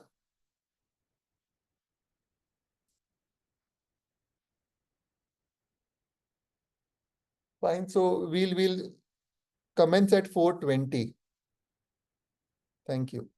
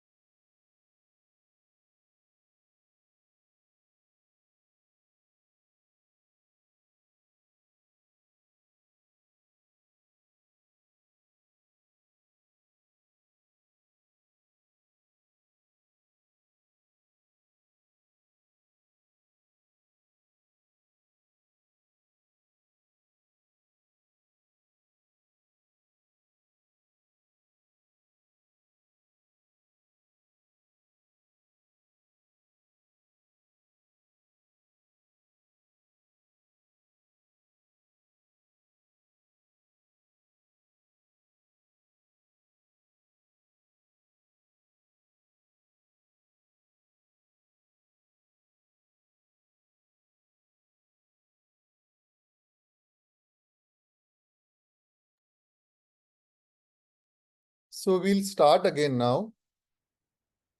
It's 4:20. So the next few slides are all about more to do with proper management skills. What exactly is the requirement in terms of the skills, and how do we apply these skills to a practical IBC process. While my endeavor was to make it a little bit practical, but since there are no questions coming, becomes a one-way traffic. So I'll again request if members have any questions, participants have any questions, feel free to ask. Right. So strategic thinking and decision making. So every assignment is like a project, and you'll have to deal with every project and give it the amount of respect that it needs. Because if you don't understand how to run the process or prepare a strategy towards it, it becomes very difficult. If you've handled multiple assignments, then of course, yes, you can do a quick mental map on how do you want to progress further. And you also have your own SOPs for your teams to take it forward. So strategic thinking and decision making is basically your ability to assess the financial, operational, and the legal aspects. As I've said that in the first month, it's all to do about control and custody and to manage the operations as a going concern. Collating the information in terms of the last 2 years of financial records, the operational details in terms of how much sales, volumes, purchase, cost sheets, etc., that is required. And you'll have to make an assessment of how this assignment is going to move forward. And as I've always said earlier, that in the first month, you'll also have to look at what legal aspects are there which may hinder the effective CIRP resolution process. So in the first month itself, you'll have to create a roadmap for the next 12 to 15 months. So strategic planning is very important for turnaround or even in a liquidation. Now, in a liquidation scenario, you have to make a preliminary report. You also have to make an assessed memorandum, and you also have to give periodical progressive reports. So all your planning, application, and actual implementation for the quarter is covered in the progress reports, as well as the way in which you are going to conclude the assignment to a large extent is dealt with by the preliminary report and the asset memorandum. So you will need to have the ability to think and to make decisions to ensure that you conduct the process in a proper time-bound manner. Prioritizing conflicting stakeholder interest, very important to realize and appreciate that different stakeholders would come from different positions, and managing and prioritizing these stakeholder interest is very important. I'll give you a very practical example. In one of the assignments, for the last at least 2 months, we are looking at a Regulation 29 sale. Regulation 29 sale as per the CIRP guidelines means you can sell it in the ordinary course of business for assets which are unencumbered, provided 66% of the COC approves this. Now, in another similar connected case, we had done a Regulation 29 sale for a major asset, and this money was also distributed to the lenders during the moratorium period itself. Now, to distribute any money in the moratorium period to the uh, financial creditors or to the stakeholders, you will have to go to the adjudicating authority and take an approval for an interim distribution of funds. I believe till now only in a couple of cases this interim distribution has happened. So we concluded the sale under a Regulation 29 process, and thereafter we also moved for an interim distribution. So in another connected matter, we were also looking at a very similar Reg 29 sale. But in this particular matter, there are 70% of the stakeholders who are unsecured on account of a corporate guarantee, and there are 30% lenders who are secured lenders. Now, the secured lenders, as we all understand, in a liquidation scenario, the assets will go to them. But then this asset has take us today in a liquidation scenario. We don't know, maybe 1 year, 2 year from today, what will happen. One of the lenders had a cash flow charge. So this is an asset that we are selling. These are shares that we are selling because these are unencumbered shares. Now, as per the agreement, they had charge on the cash flow of these shares. Now, in a CIRP period, since it is unencumbered and that's a very clear, undisputed position, we went ahead with the regulation sale. But now lenders are also saying that if I have to take an approval for the sale at an X value, I will also have to tell my respective committees what is it that we are going to get. So they are also moving ahead with a distribution, and they're also looking at a possibility of an interim distribution application to the NCLT. Now, how do you distribute this money between secured and unsecured creditors? Now, there will have to be a trade-off because 70% of the creditors in the COC are unsecured creditors by virtue of corporate guarantee. Now, these creditors are saying, unless we get some money, we are not going to allow this sale to happen because they have majority. So they are saying, okay, fine, let it go into liquidation. The secured creditors are saying that you have no stake. You have to appreciate that you are a creditor with an inferior security charge. In a liquidation, you will get nil. At least we are willing to give you something. Now, they started that trade-off with 50-50 and too many ifs and buts for the last 2 months we've been discussing. But yesterday, finally, we came to a conclusion. So now you'll also have to understand that in a particular assignment, if you are doing a part sale under a process currently, you'll also have to understand that the distribution of funds for this part sale is also something which will need to be balanced at the time of sale. Now, prioritizing various stakeholders' interests. So, what as an RP, the role you will have to make is to prepare the sheet in terms of what will people get if the company heads to a liquidation. In a liquidation, who has what charge? So, the person who had charge over the cash flow, the sale of the asset, said that I am secured. So, I asked him how. In a liquidation, you cannot stand outside the process because you don't have the pledge of the shares. Someone will sell the shares and then the money will come to you. So you cannot exercise under section 52, but because under section 52, the liquidator will have to see what charge you have and that asset can go to you. What asset you have is a cash flow, which is the cash which is arising out of the sale. We understand your position, but please understand that under section 53, this will be a part of the liquidation estate. You cannot stand out with this asset under section 52 and under 53, the law as it currently prevails. It's a proportionate sharing irrespective of the priority of the security interest. Of course, the Supreme Court is seized with the matter and in case there is a change in law, but as we speak today, this is the law which will need to be applied. So as an RP, you'll have to give those inputs for decision making to the committee of creditors. So while designing a resolution plan or a liquidation strategy for that maximizes the asset recovery and making time sensitive decisions under circumstances. So where would your strategic thinking and decision making ability come? It will come in designing a resolution plan or a liquidation strategy that maximizes asset recovery. So I'll give you an example, a live example of a company of which I'm an RP, and we have almost 26, 27 financial creditors in this. In this particular CIRP, now this is also there in the public domain.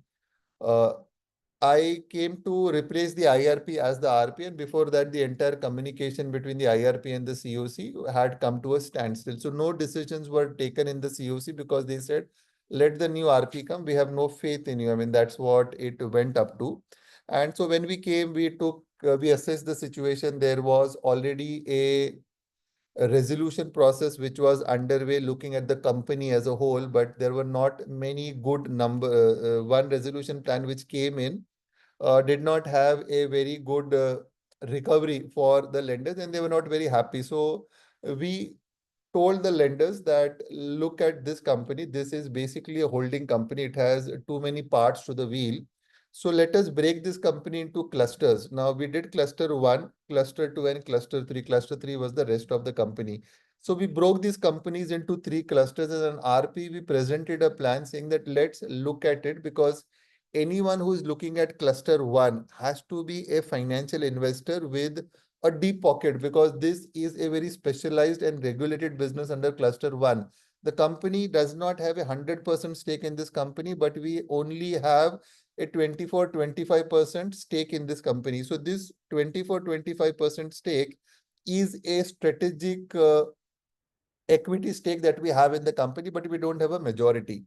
So you'll have to deal with the person who has 74%, and along with him, you'll have to look at buyers of this asset, because under the shareholders agreement, they will also have a right to object. So we designed it in such a way that we had cluster one, which had a very specific asset to which a very specific group of investors are going to come.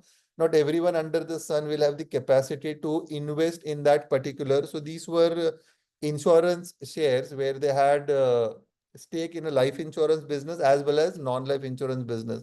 The second cluster was a 39% stake in a textile unit, which was in a strategic partnership with the government of India National Textile Corporation. And this is a prime piece of land. So while the textile unit is largely defunct, it was basically a textile modernization unit, which they had to do. So this was also kept separately, and the balance was the rest of the company, where we had two manufacturing plants. We had some real estate assets in investments in various groups. Some of them did have value, some of them did not have value. So we did this in three buckets. So it is basically your job as an insolvency professional. You can always appoint various advisors as process advisors who are going to help you do this.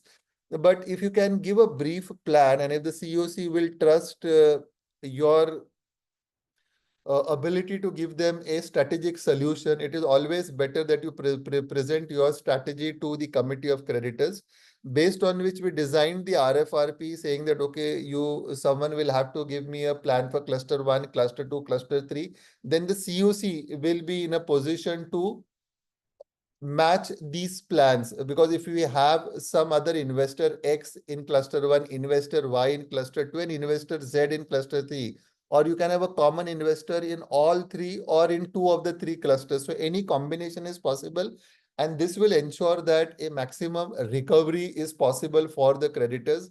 At the same time, looking at assets which will enable investors, because not every investor would be interested in the entire parcel of the assets that you are giving.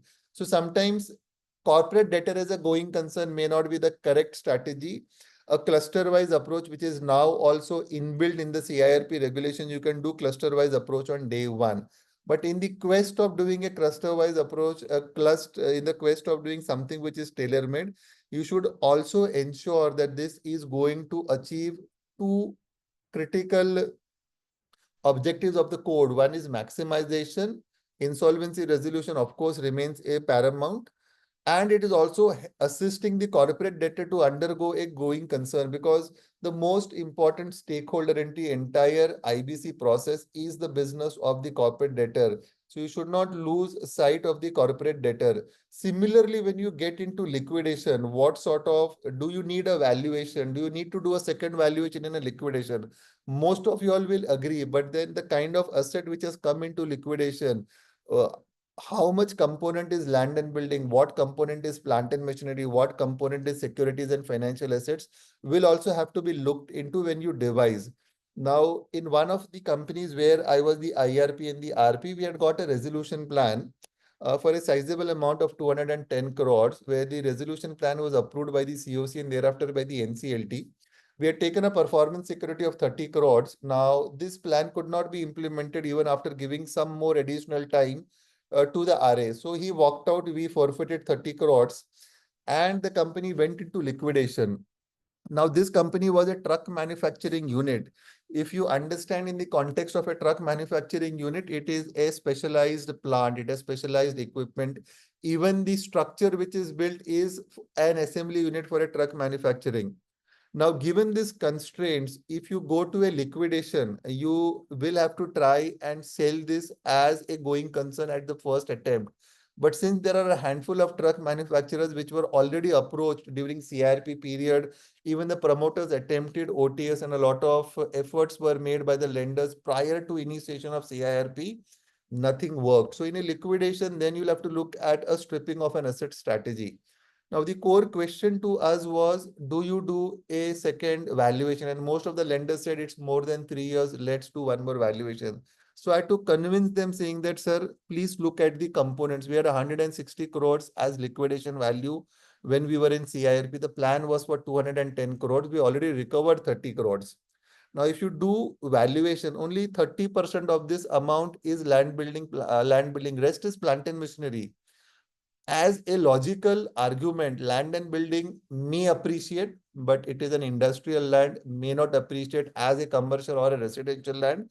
But a plant and machinery by effects of time is going to deteriorate. So anyone is going to depreciate, a valuer is going to depreciate the value of plant and machinery. So if I have to do a valuation, it will be less than 160 crores.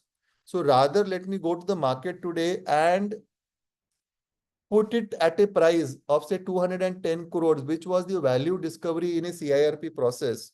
So there are two numbers. Either you put it at 210 or you put it at 180 because you have recovered 30 crores. Now, in the wisdom, after telling the stakeholders various, so they said, okay, fine, let's not go for another valuation because they agreed the valuation may come to 100, 110, 120, 130 crores. It will never be 210 crores. So we agreed to put it at an auction at 210 crores. It failed a couple of times, but finally, within a span of 7 or 8 months, we were able to sell it at 170 crores, that too to a strategic investor, the company as a whole. So basically, as an RP, you're the best man on the ground to guide or give direction to the committee of creditors. Even though the resolution failed, but as a liquidator, you still said, I mean, no one, you could have always said that the CIRP failed and we headed into liquidation, so the RP is at fault. That's what some of the communications do suggest while replacing a RP who will not continue as the liquidator. Now these NCLAT has settled even that because the code very clearly says the RP can continue as the liquidator. So your strategy, whether it's a resolution plan or a liquidation, will have to be told upfront to the committee of creditors on how do you want to take forward the resolution plan, what are the timelines which maximizes, which ensures the resolution, at the same time maximizes the asset recovery in a time-bound manner. So it is your job to do time-sensitive decisions under uncertain circumstances.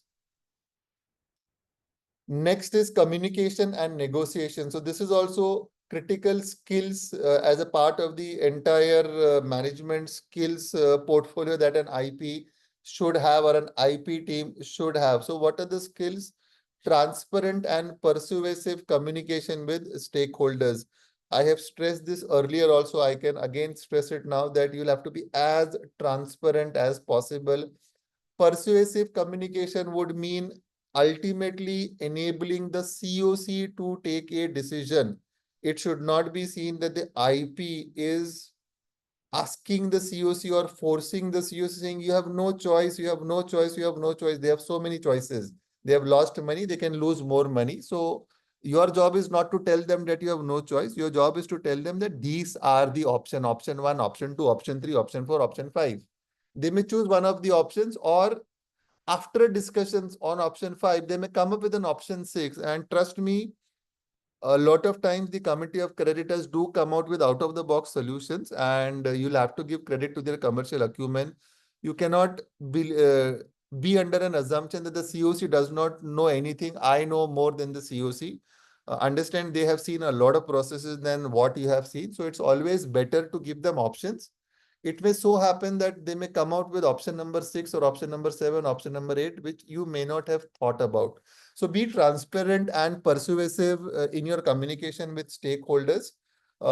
You should have skills for negotiation with creditors, debtors, employees, and regulatory authorities. A lot of time, EPF departments, GST department, income tax department, they don't understand what exactly the law is. They have a certain mindset with which they'll speak.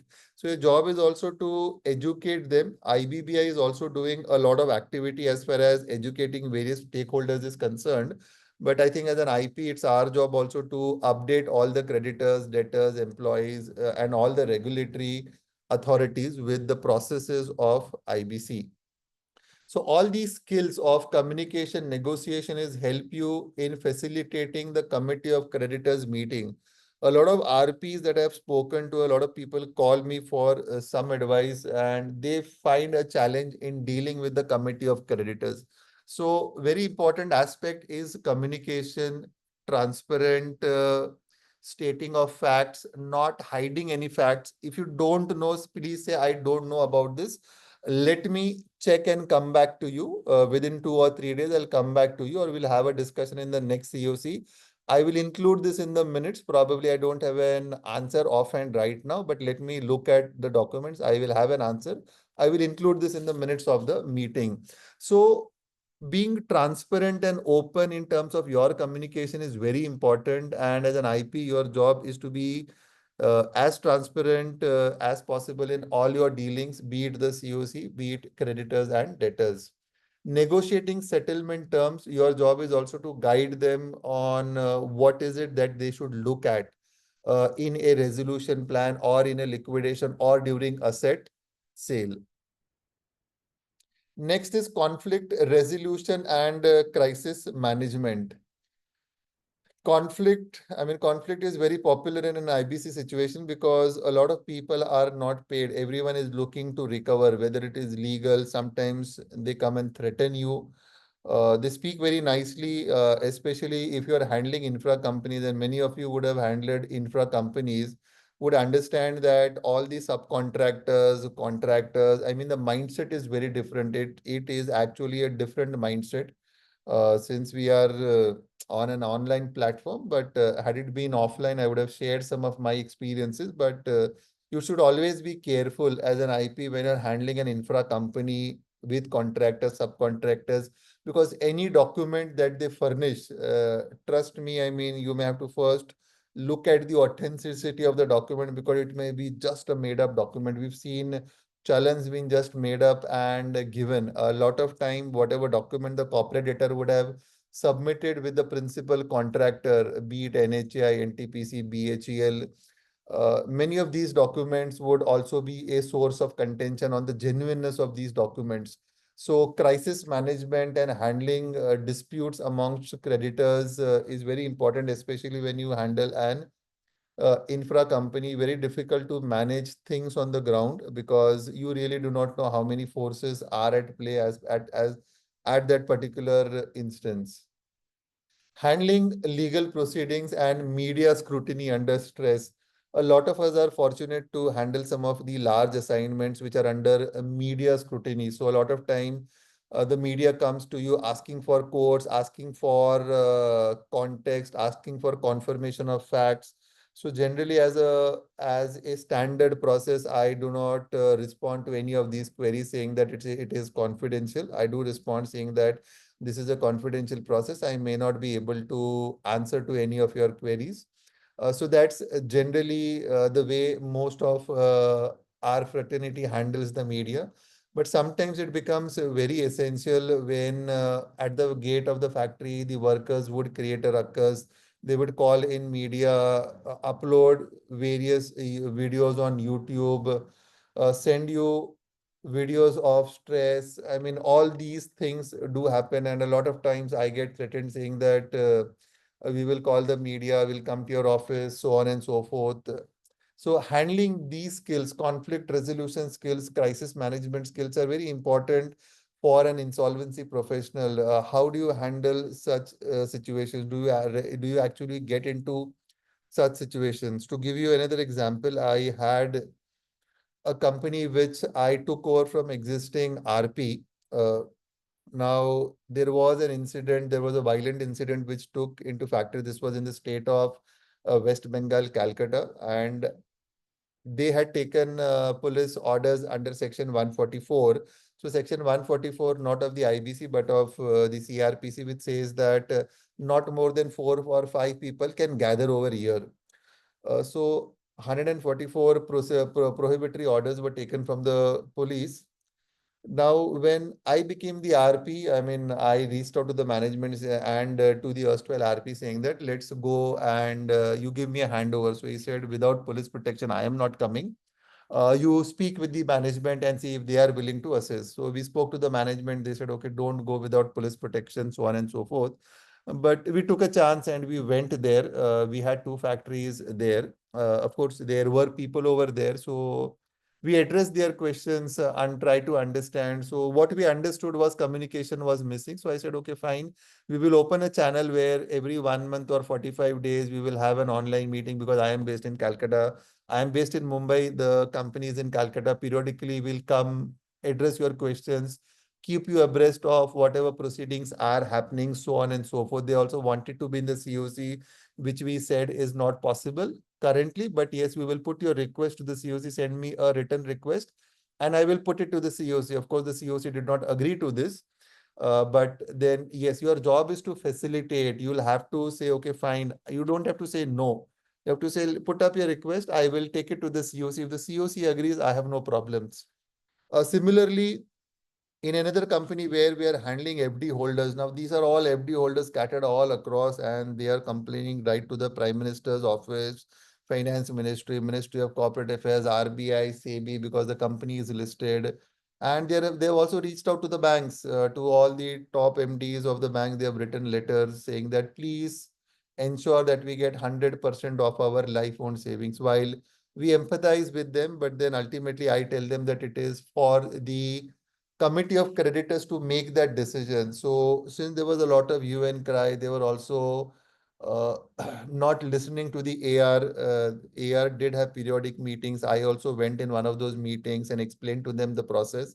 But since, I mean, they are laymen, they don't understand. We did one thing. We called four people to the committee of creditors meeting, and we told the COC that these people need to be heard.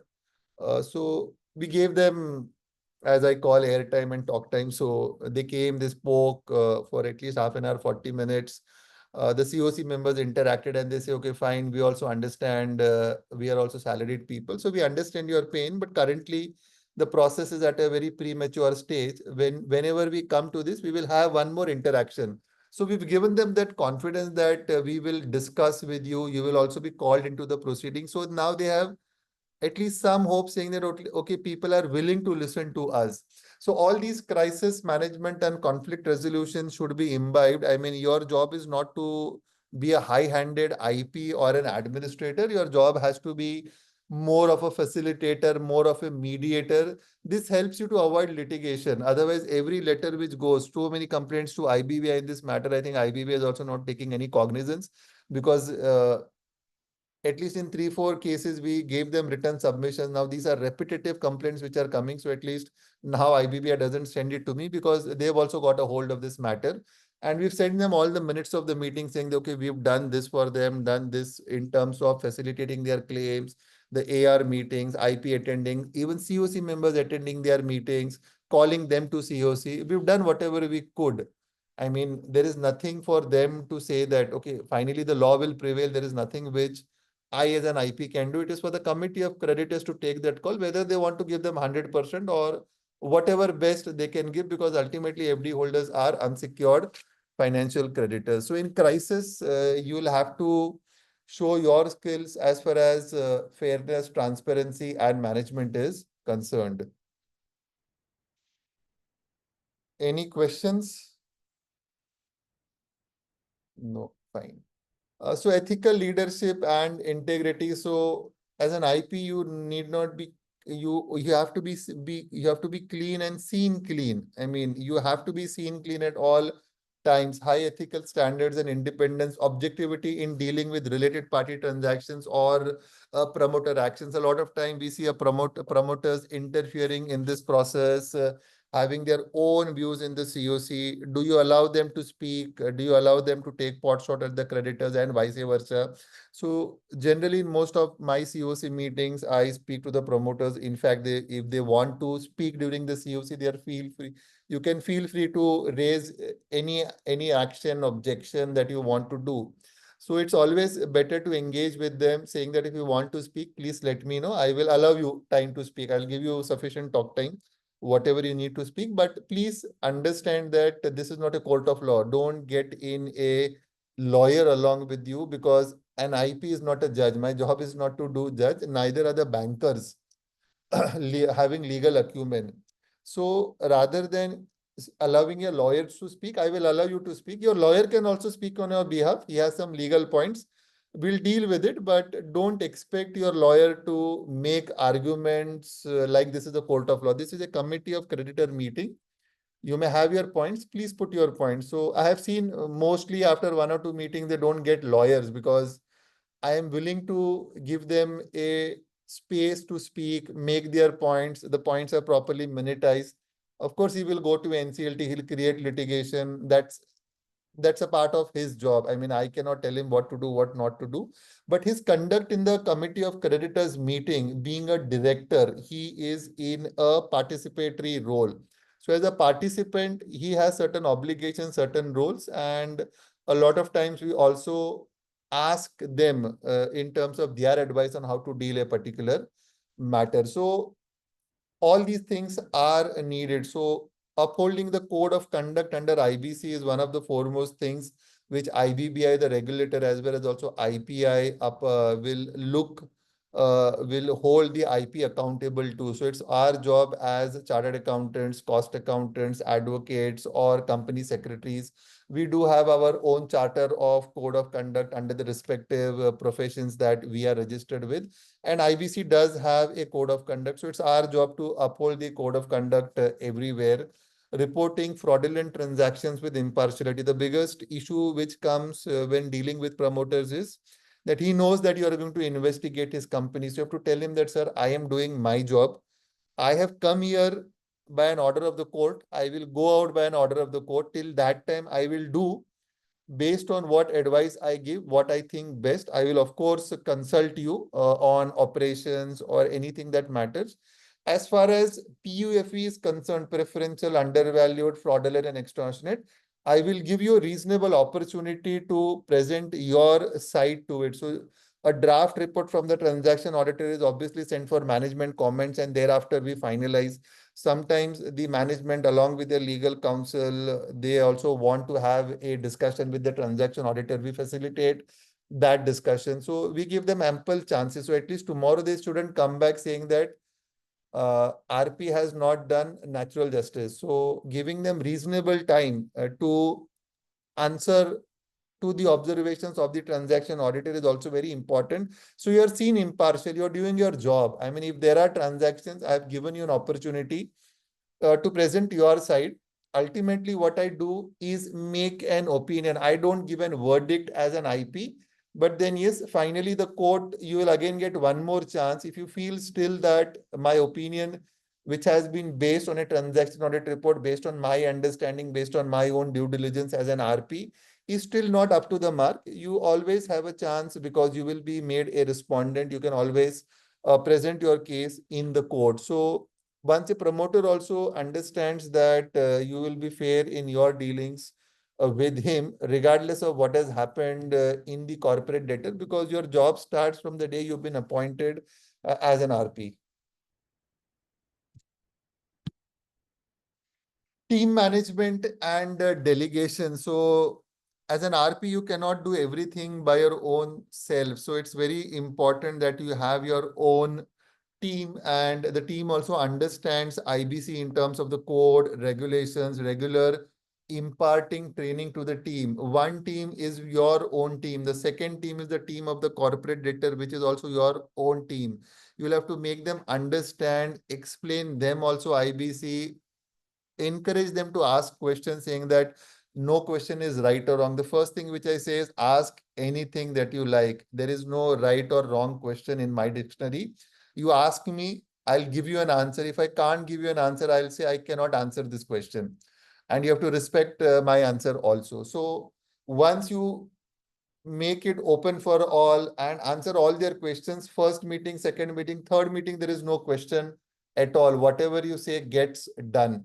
So team management, right from your team to the team in the corporate debtor, is very important because the same team has been dealing with the bank. So your feedback always goes to the committee of creditors from a lot of the promoter gives your feedback, everyone gives your feedback, and everyone will give their feedback based on their own perception and based on their own impression. The committee of creditors is also going to make an assessment based on your past dealings, or if you're fresh as far as this COC is concerned, your conduct during the entire CIRP and the feedback that they receive. I mean, you can't avoid criticism because that's a part of your job.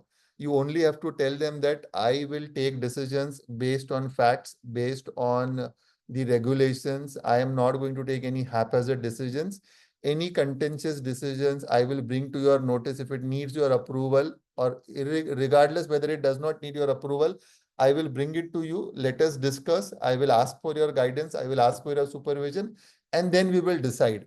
So as an RP, your job is to manage, your job is to delegate. If you don't delegate to your own team members, if you don't delegate to the team of the corporate debtor, everything will come to your own head.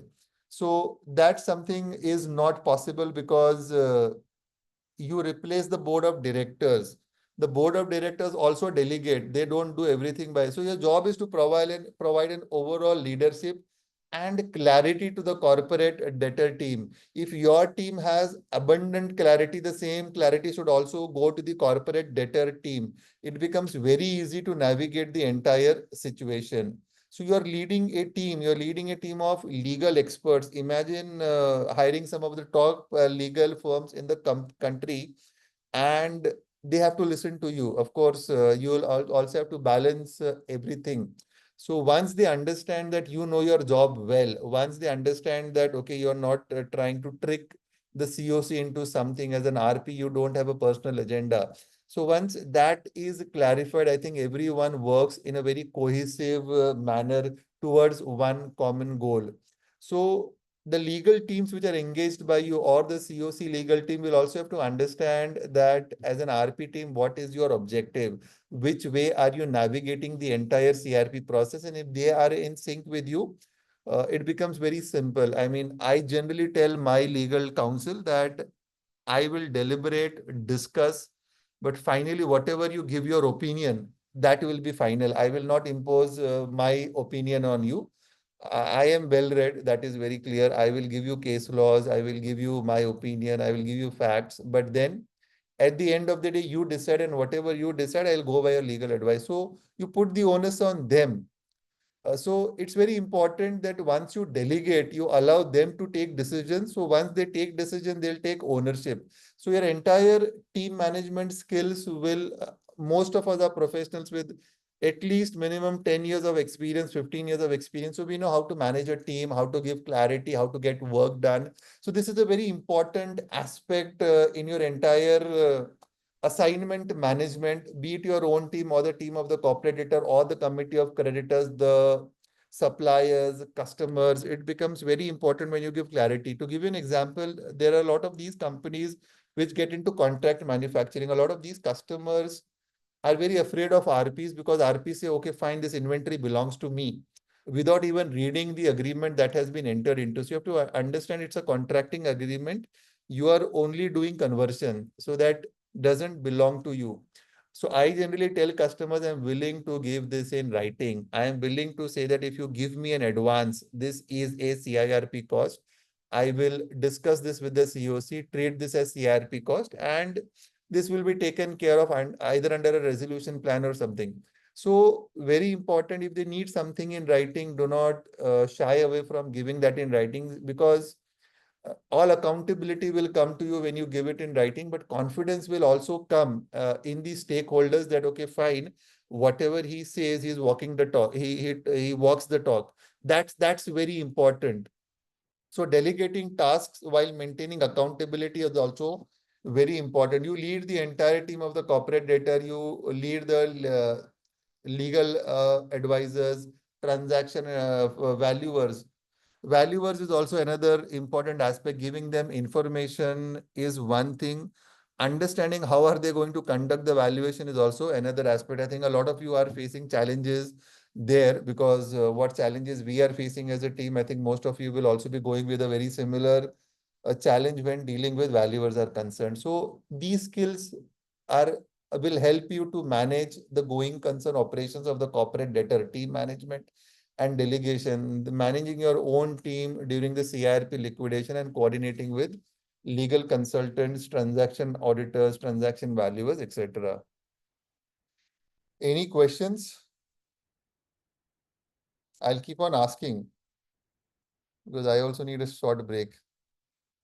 Any questions if any of the members have participants, if you want to share your experiences, because we're on the final couple of slides and we'll then close.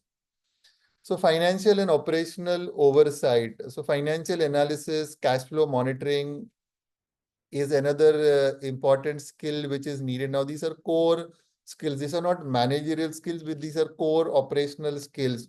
If you don't understand finance and if you are dealing with a CFO of the company whose job is finance, it becomes very delicate then to converse with him in his language. So you may be a lawyer, but then you might need to have people in your team who understand finance, can do financial analysis. By no stretch of imagination, I am saying that lawyers do not understand finance.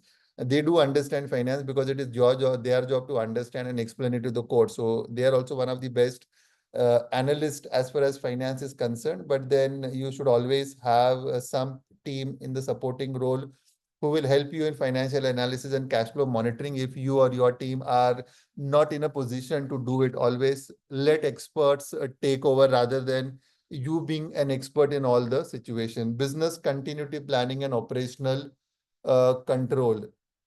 So this all helps you while overseeing the operations of a distressed company, ensuring asset security, cost control during CIRP, periodic reports to stakeholders and to adjudicating authority. Many of the COC members are not too interested in the process. They are more interested in the asset, saying what is happening at the plant.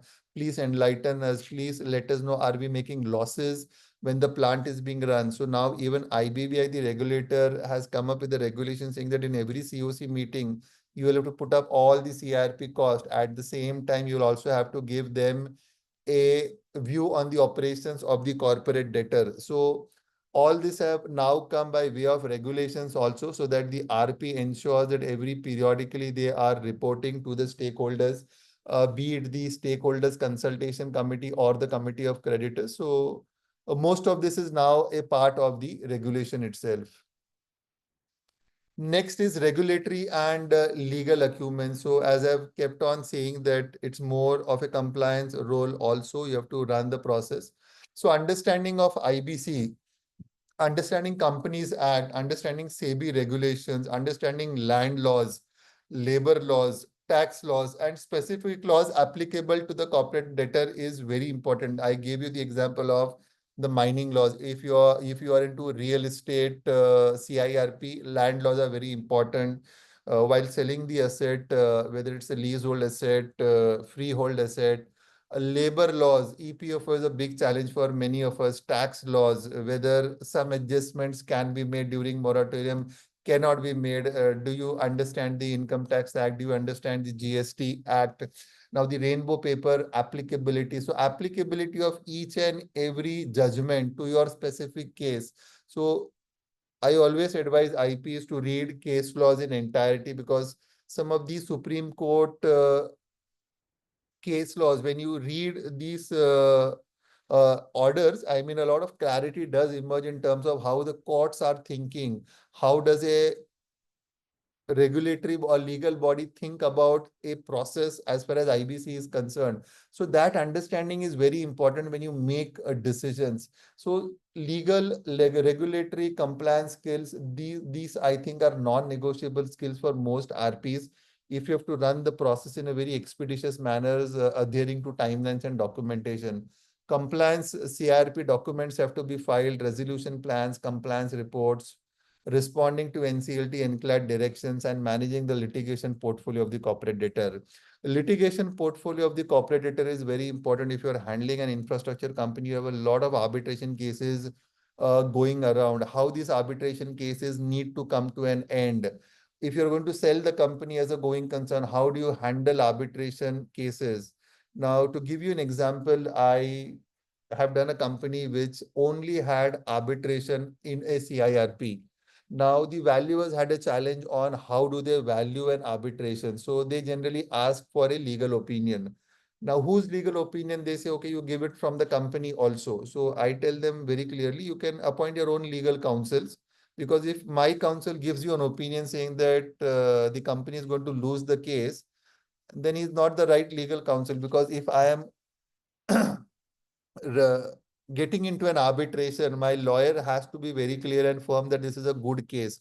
Otherwise, there is no point in me continuing the arbitration. So valuers find it very challenging. And once the valuers say, okay, I give a 50% chance that this litigation would come in the favor of the corporate debtor, assuming it's a 500 crore litigation. He says the value is 250 crore. Now the question is, who is going to pay 250 crores? Because arbitration, as we all know, is prone to litigation. The arbitral award may come in your favor, it will go to the High Court, and thereafter it may go to the Supreme Court. So who will take that guarantee? It may fall in the High Court, it may fall in the Supreme Court. So in most of these cases, what we have done is a concept of a litigation funding, where the PRA comes and takes over the company as a going concern and submits a resolution plan, where he gives an upfront amount, a token amount to the committee of creditors, and a large amount is going to come on successful outcome of the resolution, maybe 50-50, 70-30, 80-20, maximum goes to the creditors, less goes to him, net of all costs. So a litigation funding corpus is what we generally advise the creditors, because no one is going to give you money. So if I'm going to win an arbitral award of say 500 crores, of course, it's a huge remunerative, productive work for me. My ROI is very high.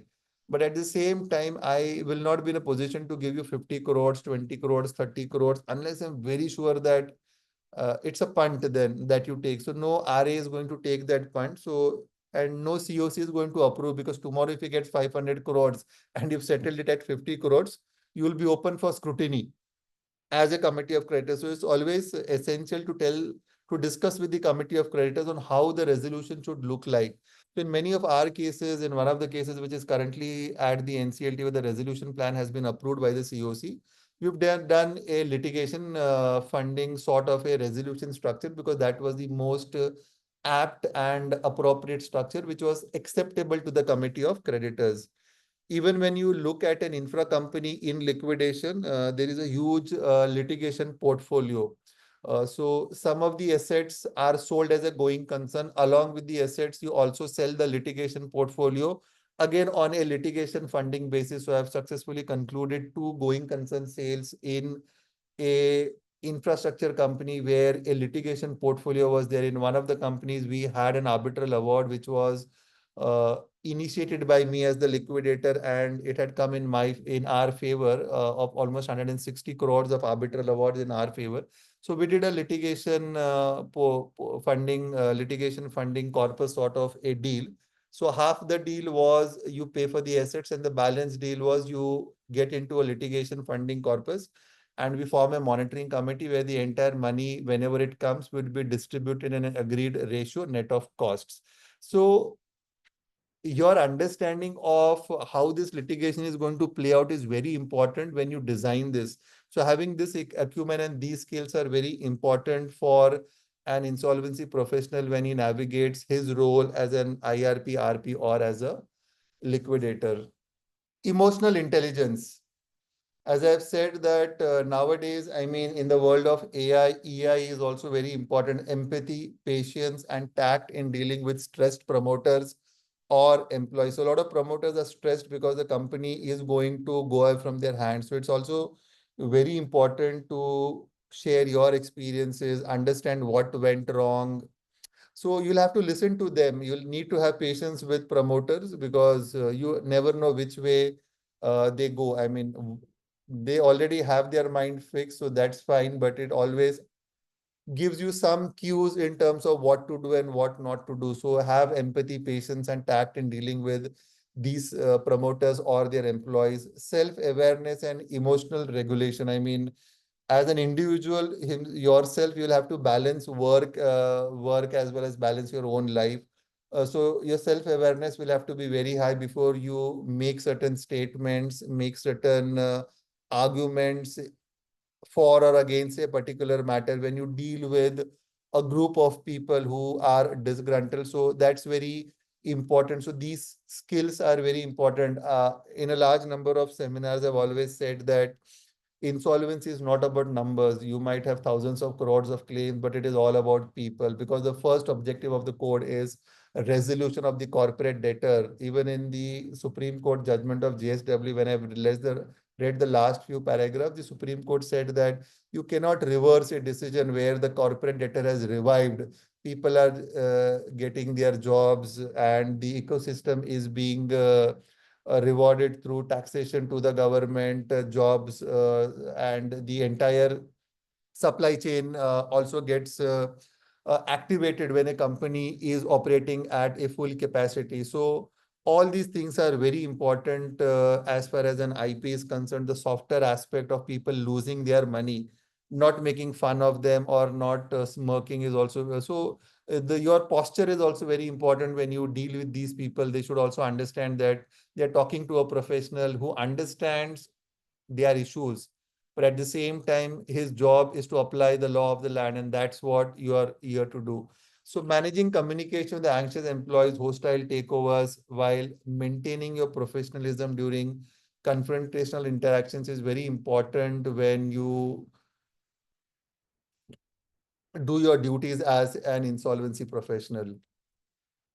Technology and data management in the world of AI. I mean, today, if you ask a question, you get answers. If you, a lot of emails are now being drafted through AI. You can do an entire COC minutes through artificial intelligence. So a lot of things are now available. So proficiency with virtual data rooms, how data has to be given, what sort of data is to be done, how the data has to be bucketed so that it is easier to find, e-auctions, compliance tools, cyber security awareness, document management, all technology and data management skills are required for an insolvency professional.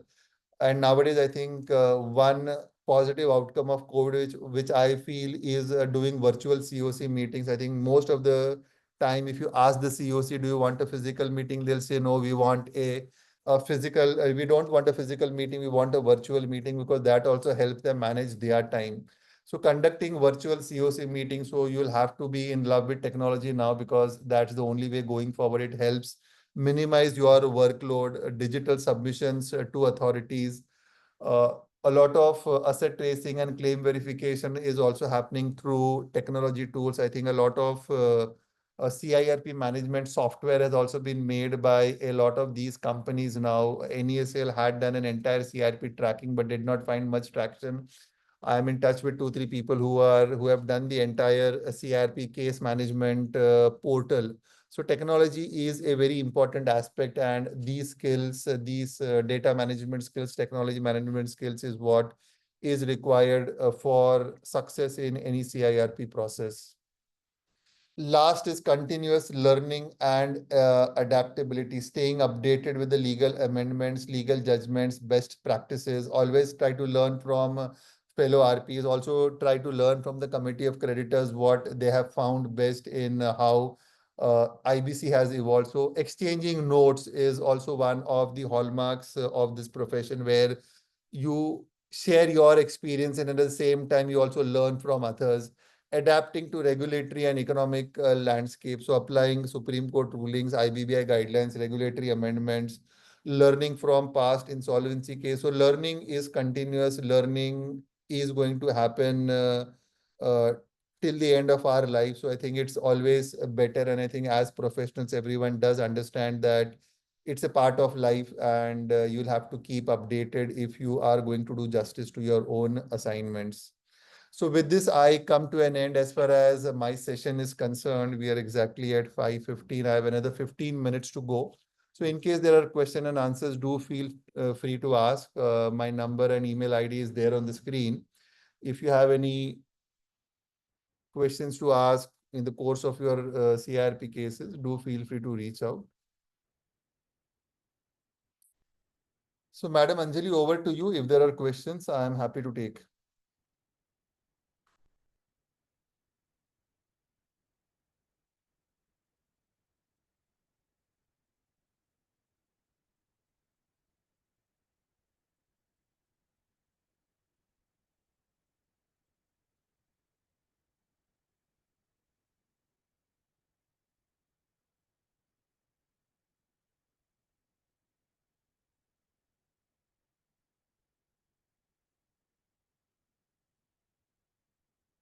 So I think one of the participants have written that while he did not ask questions, he liked the communication. Fine. So I'm happy that people who are listening to it. I know nowadays we do this for CPRs. I mean, even sometimes I'm guilty of it. But any questions, anytime, do feel free to reach out to me. Always there to help.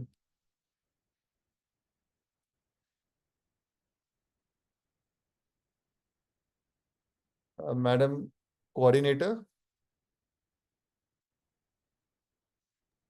Yes, sir. Shall we conclude now? Yeah, I'm happy to conclude. If there are questions, I'm willing to take questions or over to you. Okay. Okay, sir. Participants, if there are any questions, you may ask me.